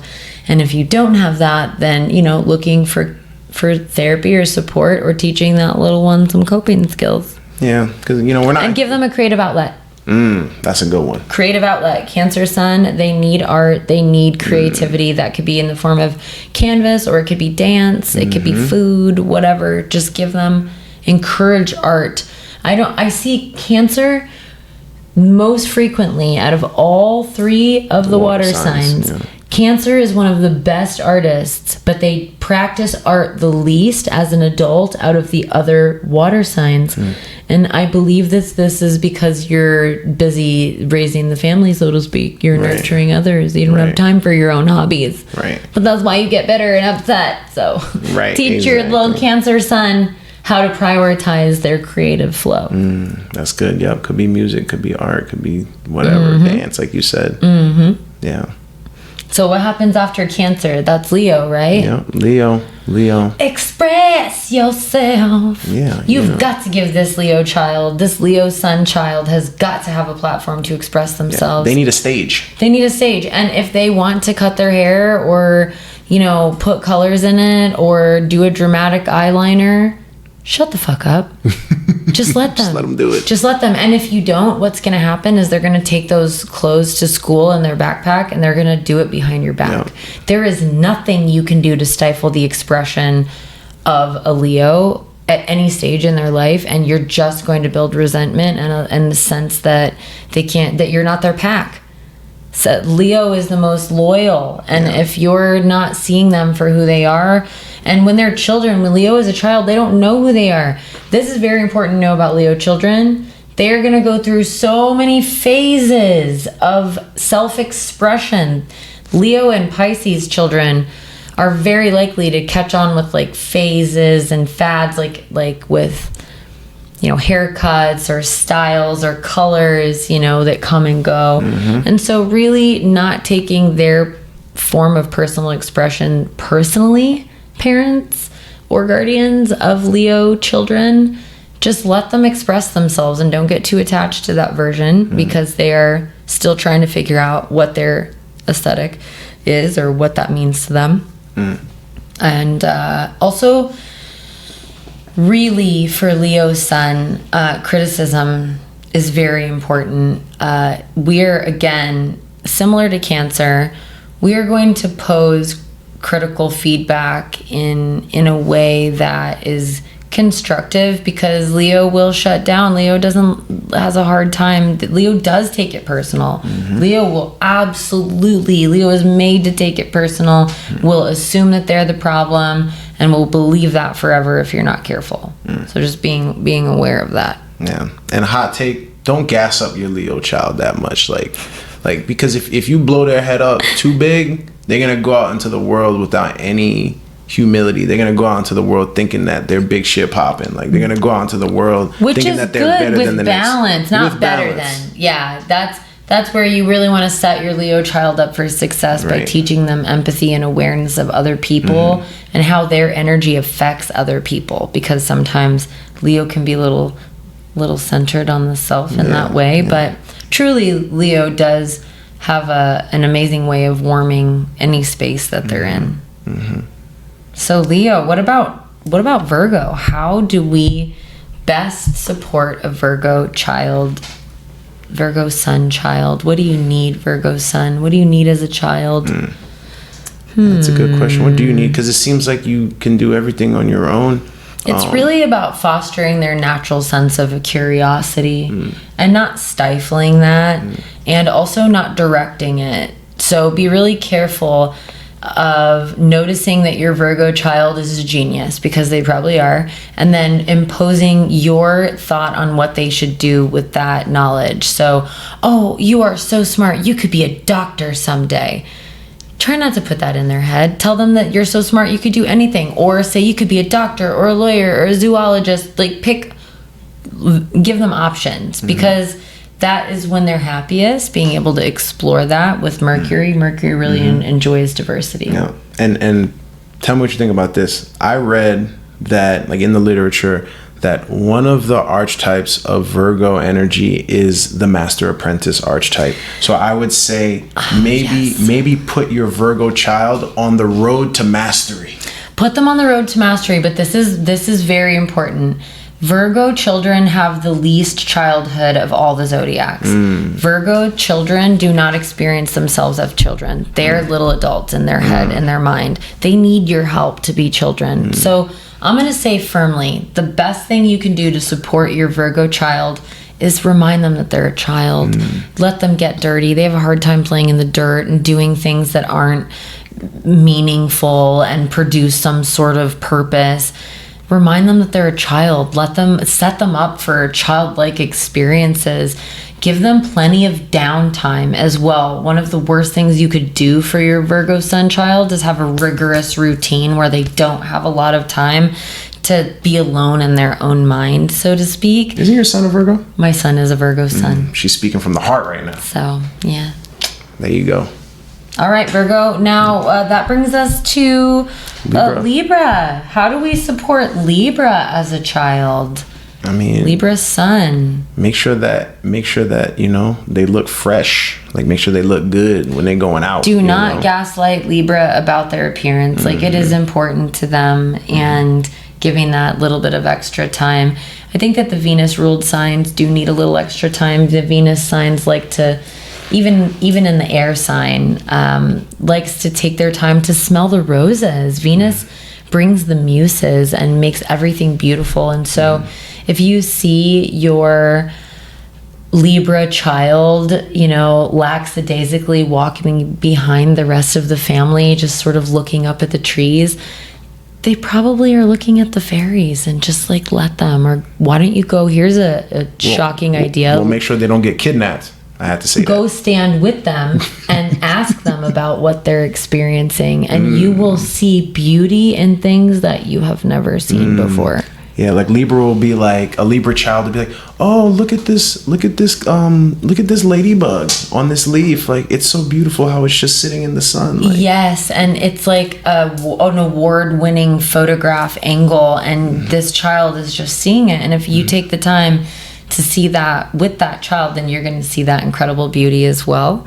A harmonious, peaceful environment, and anything that you can do to instill a sense of empowerment around decision making. Okay, it's very challenging for Libra to make decisions as an adult at any stage in their life, and so empowering them with a process or a coping skill or something that they do to help them make a decision and feel empowered to make a decision without outside influences. This is really important. And I would also say, like for Libra children, teach them healthy selfishness. Oh, please, because your Libra child knows less about who they are than you think, and they're going to be very inclined to hyper fixate and develop the parts of them that you give praise for. So if you're going to praise your Libra child, which I encourage you to praise your Libra child, praise them across the board. Do not pick one element and praise them just for their hair or just for their academics or just for their style, because that will be the part of them that takes over everything else. Go across the board, and maybe, don't make things reward based off of being good at something, or really help them figure out what they're good at. The reward should be about meeting their own needs and not meeting the bar for someone else. That's dangerous for Libra, because Libra is designed to focus on the other person, and Libran energy can lose track of their own identity. Right. It's like here's a reward because of your character, because this is how your character is, and because you know who you are, and you were able to express that. And so if we're rewarding the reward system, rewarding Libra for being authentically who they are, even if it's against what you're asking them to do, because Libra has a strong sense of justice. And if you're asking that Libra child to go against their own sense of justice, they might do it just to make you happy, and it will compromise their own sense of morals, justice, identity, which could last all the way through childhood into adulthood. So now that we've traumatized all the parents of Libra kids, we're gonna move on to Scorpio. First thing I have to say for Scorpio kids, or the parents of Scorpio kids, good luck. Good luck, I will say that. But like they are very loving and very like attached to the family, that's for sure. Respect their private nature and either meet them in their emotional depths or just leave them alone and get them a therapist. They need a therapist, or this is someone that needs, like, take them to the nursing home and get them an older buddy, somebody that you take them to. Actually, that would be really great for a Scorpio child, is get them close to death. Seriously, take them to the nursing home. Let them experience that part of life. I bet that they would absolutely love that. I think that the most important thing, though, is really let them take the lead on how they share their feelings and create a sense of emotional stability. They need routine. This is a fixed water sign. So it's not just about having safety, it's about showing them the next few steps. Scorpio, more than anybody, needs to see the next few steps. Don't plan a surprise party for Scorpio. Don't do it. Do not plan a surprise party for Scorpio. They need to know the future. They're probably going to pull a gun out and shoot you. They're going to be afraid that, like, oh, there's danger. They don't perceive a surprise as excitement. A surprise for Scorpio is danger, and now I have to protect myself. So definitely don't hold back the playbook in the normal way. I see that kids are usually treated on a need to know basis. Give Virgo and Scorpio more information about what's to come so that they have time. I would say Taurus also. Give the fixed signs and Virgo more time to prepare for the next step, or you're going to see a huge reaction when it comes time for them to take that next step. Change can be harder for them. Yeah, and parents of Scorpio children, be open-minded to the spirit world. Like, your child might actually see a spirit. Like, your child might actually be seeing the future. Like, your child might actually be having these mystical, quote-unquote, esoteric experiences. And just because you don't believe in that kind of thing doesn't mean that it's not real. And don't make your child think that he or she is insane because this child is seeing a ghost that you can't see. Right. Or having a deeper emotional experience than you are regarding something that to you is very mundane, or they're not being dramatic. Right. That's really the depths of their experience. They're calling it how it is. Yeah. We love you, Scorpio. Yeah, love you. So after Scorpio, we have the Sagittarius. We can speak to this personally, right? Like for me, take me outside. Take me outside. Get that kid outside. I want to go outside. I'm still a child. That's support their thirst. Do support Sagittarius children's thirst for knowledge and adventure. Do not focus on the schedule as much as the routine. It is very important, though, that you instill a sense of value for the routine, not instill a sense of routine. You can't do that for Sagittarius. They don't care. But you have to get them to value the necessity for a routine. Otherwise, they're just going to live in the moment forever and fight that routine that they end up desperately galloping towards for the rest of their lives. Yeah, and take them places. Take them to the museum.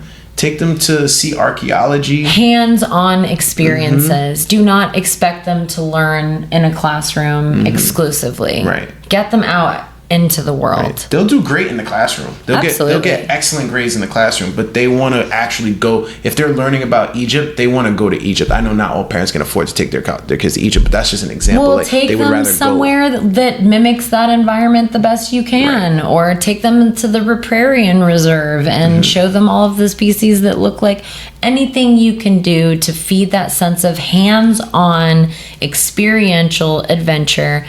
And get them involved in some kind of physical activity. This goes with all the fire signs, especially Aries and Sagittarius. They need a physical activity. They have to.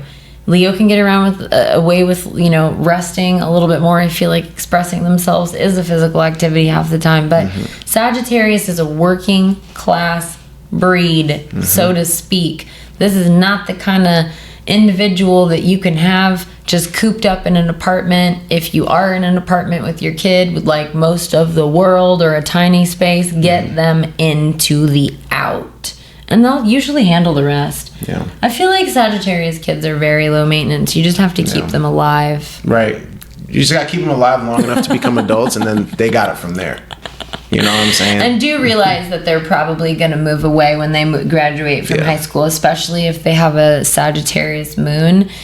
Just don't take it personal. They've got to go. They have to leave. They'll probably be back, though. Yeah, they'll come back. They'll probably be back. They'll visit. Yep. So start setting up your relationship now with your Sagittarius child or Sagittarius moon child for a long-distance relationship. At some point, you're probably going to have one with them. Yeah, and get your money up so that you can visit your child. And also, speaking of money, teach your child financial literacy. If you're not financially literate as a parent of a Sagittarius child, you're setting your child up for disaster because they will spend a lot of money. The question is, are you spending it on assets or liabilities? Teach them how to buy assets, teach them how to do taxes, because they're going to make a lot of money and they're going to spend a lot of money. They will. And this is so important. Money moves through Sagittarius's hands like soup through a duck's ass, man. It just does not stick in there for long, and so give them somewhere to direct that. When has a duck ever consumed soup? I don't know, but if it did, it would just go right through. Wow. So teach your Sagittarius kids investing and how to set boundaries for their spending, because Jupiter wants to spend, baby. Jupiter wants to throw it all. Yeah. Wants to spend it all. Wants to risk it all. Risk it all. Throw it out. All right, we got Sagittarius. We got Capricorn next. I think that Capricorn children, similarly to Virgo, need to be reminded that they are children. It is tempting to put more responsibilities on them because they act like little adults, and they know how to take their feelings as children and put them aside so that they can actually cater to your feelings. Don't let them do that, right? So like, if you're having a bad day and you're snapping at people because you're like in a bad mood, don't let them emotionally cater to you. That's where they will notice this, and they will make it their responsibility to go and make you feel better. And so reminding your Capricorn children that your emotions are your responsibility and not theirs. That they're not in charge of managing your emotions or the environment that they're in, because that is what Capricorn is going to try to do in order to make sure that everything feels safe and secure and that everything is most efficient. And so what you can do is you can give them somewhere to channel all that bossy energy. Yeah, let them be in charge of something that... Give them a division of responsibility, baby. Activate the DORs in your household. If you have a Capricorn child, you need division of responsibility. What area of that corporation that is your family does that child get to take complete ownership over? Also, even though we don't want them to be too grown up in terms of like responsibility, do encourage them to start a business young. Even if it's making bracelets and selling them with their friends, a lemonade stand, selling candy, building up, sponsors for a school trip. Really support your Capricorn children in their business and entrepreneurial skill developing. They're just cutting their teeth, but they have the potential to build massive entities that will serve the world one day. And so let them build that lemonade stand. Take the extra time to put that support. And bonus here, if you help your Capricorn child explore and accomplish their goals, they have never felt so loved. Your Capricorn child feels love through the lens of acts of service and quality time. So do that. Yeah, and get them some Legos. Get them some building blocks. Legos. I love that. So they can build things. Like even when they're super young, like they might just want some blocks to like put some things together. Yes. Yes, for Capricorn. Capricorn deserves that. Yes. How about Aquarius? I don't know what you're gonna do about that. What you gonna do about Aquarius as a child? I don't know what you gonna... Aquarius is almost unfathomable as a child. They're sort of just the weird kid that they've got weird hobbies and they're super smart. No, how do we best support Aquarius as a child?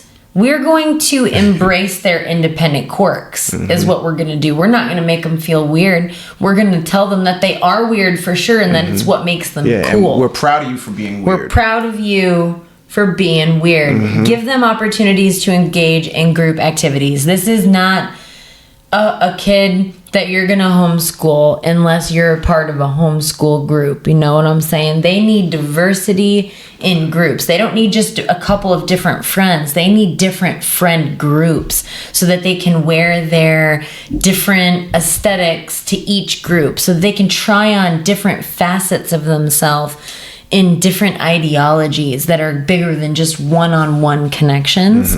Aquarius is so big picture that they really need space to be able to explore, and they need their own personal space. Don't be offended by your Aquarius or Scorpio child's need for personal space, and teach them how to prioritize that, and it will really help them. Yeah.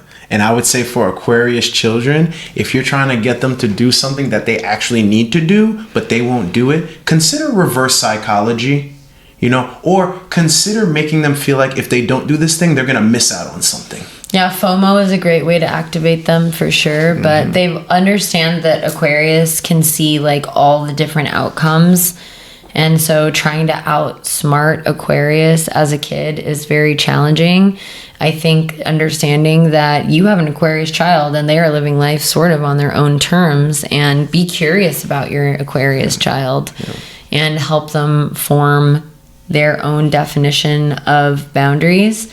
And similar to Libra, encourage them to get to know their own identity as much as the identity of the cause or the friend that they're becoming obsessed with. Yeah. And it's like, it's not so much about outsmarting them. And I'm speaking to like Aquarius children in like underrepresented communities where there's a lot of like crime and violence and stuff like that. Like they're at risk of being rebellious. Like Absolutely. They're at risk of going out. The most rebellious thing. Aquarius. So it's like you want to try to protect them from getting into those situations as much as possible. Sometimes you might just need to be like, you know what, go ahead, do drugs. Well, it's really... I did not just tell you to tell your kids to do drugs. That was a hypothetical scenario. Right. Again, see disclaimer. Go ahead, dude. Smoke the whole pack of cigarettes. Go ahead. It's like that episode of Family Guy. They'll want to do it less. I will say that. If you tell them to do it, they'll want to do it less. Exactly. And so imposing strict, rigid boundaries on your Aquarius is going to result in them running away or like living a double life. And then as soon as they get to the point where they can control their own environment, you may not ever see them again, because Aquarius is not typically loyal to the person. They're loyal to the idea. And that Aquarius child knows the idea of who they are, and they want to go find it. And if their nuclear family that they were born into doesn't match the idea of how they experience themselves or how they want to experience themselves or their idea of the world, they're not going to be loyal to you. And you can, this is where you can feel an estrangement. An Aquarius child will definitely estrange from anything that is imposed upon them outside of their own value system, really. Yeah. That leads us to Pisces. Yeah, Pisces. Yo, shout out to the Pisces Nation. Pisces, what did you need most when you were a kid? Pisces Sun, how do we support you into being the best you that you could be? Yeah, I think, allowing them to tap into, that weird side, that spiritual side. Absolutely. The unseen realms, maybe meditate with your child at a young age, Maybe just like when they're a baby, like have moments where you're just like doing breathing exercises with them and like really connecting with them on a spiritual level, so that as they age, that bond just continues to refine itself and you communicate better. Definitely offering plenty of opportunity for quiet time. Like Pisces needs a lot of time to rest. Pisces needs time to dream and daydream and interpret their feelings, because Pisces can be very sensitive. And so that's a lot of energy to walk around processing while you're being expected to mask or produce results.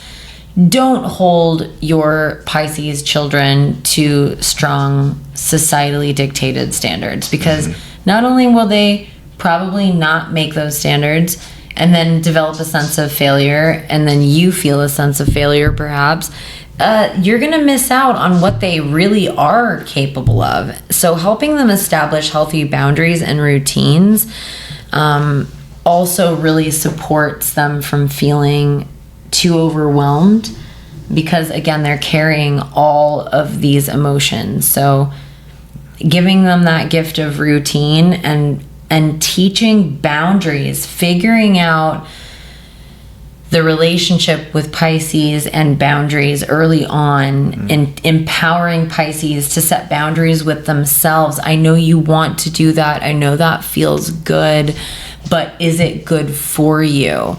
And that is really going to come down to intuition and that deep sense of knowing.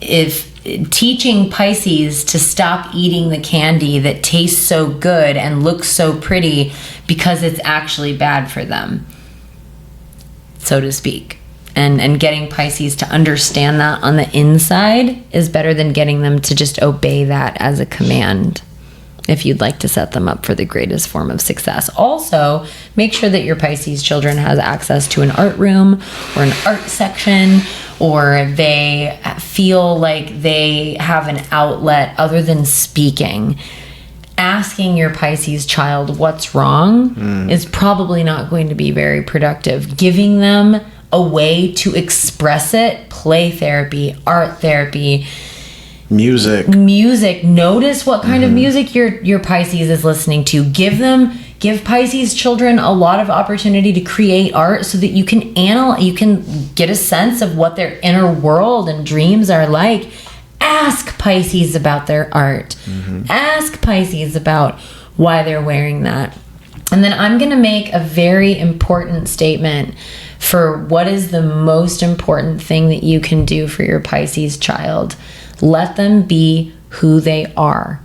Even if it's not convenient with the plan. I'm talking to you, Capricorn. Let Pisces live. Let them be weird. Let them wear the socks. And if you know, there is nothing more hurtful that you can do to a Pisces child than to disregard their unique need for their own environment. And so if you see that Pisces kid dressing really weird, or walking around with the headphones, or creating this dreamland around them, don't pop their bubble. It's like waking up someone while they're sleepwalking.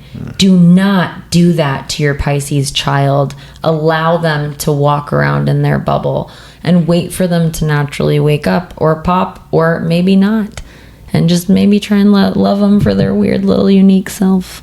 Yeah, and I'm going to say something similar to what I said about Scorpio. Your child is not schizophrenic. Your Pisces child is not hearing voices gifted because they're crazy. They're actually hearing voices that are coming from a dimension that you can't see.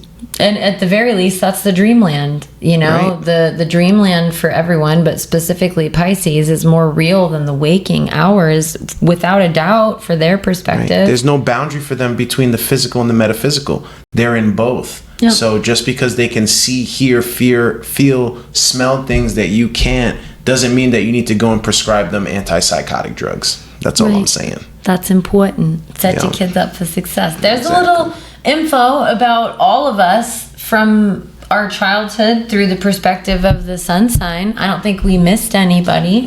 No, we got them all. I'm amazed. Yeah, we certainly didn't touch on the entire chart because that would take forever, but I think we did a pretty good job. We did a pretty good job. Zodiac Children. Let us know what you think about the segment. Yep. It was a good one. All right. I think that's our show for today. Yeah, that's our show for today. We ran a little long today, but that's okay. I enjoyed myself. I hope you did, Josie. I always enjoy myself. Yeah. Please subscribe, and share this content. Please subscribe to our page. Turn your notifications on. Share it with your friends. Follow us on Instagram at Stellium Adventures. Follow us on TikTok and YouTube at Stellium Adventures. And we hope you enjoyed today's episode. You got any parting shots, Josie? Just don't forget that you are still that same child right now, somewhere in there. And so if you heard something that touched on you in that segment, you can give that to yourself now as an adult. Yep. Please reach out to Josie at raw_ascension to schedule your next reading. She is heavily booked and her demand is high. So please book her as soon as you possibly can. All right. We love you. Peace out. Bye. Happy Sunday. Have a great week.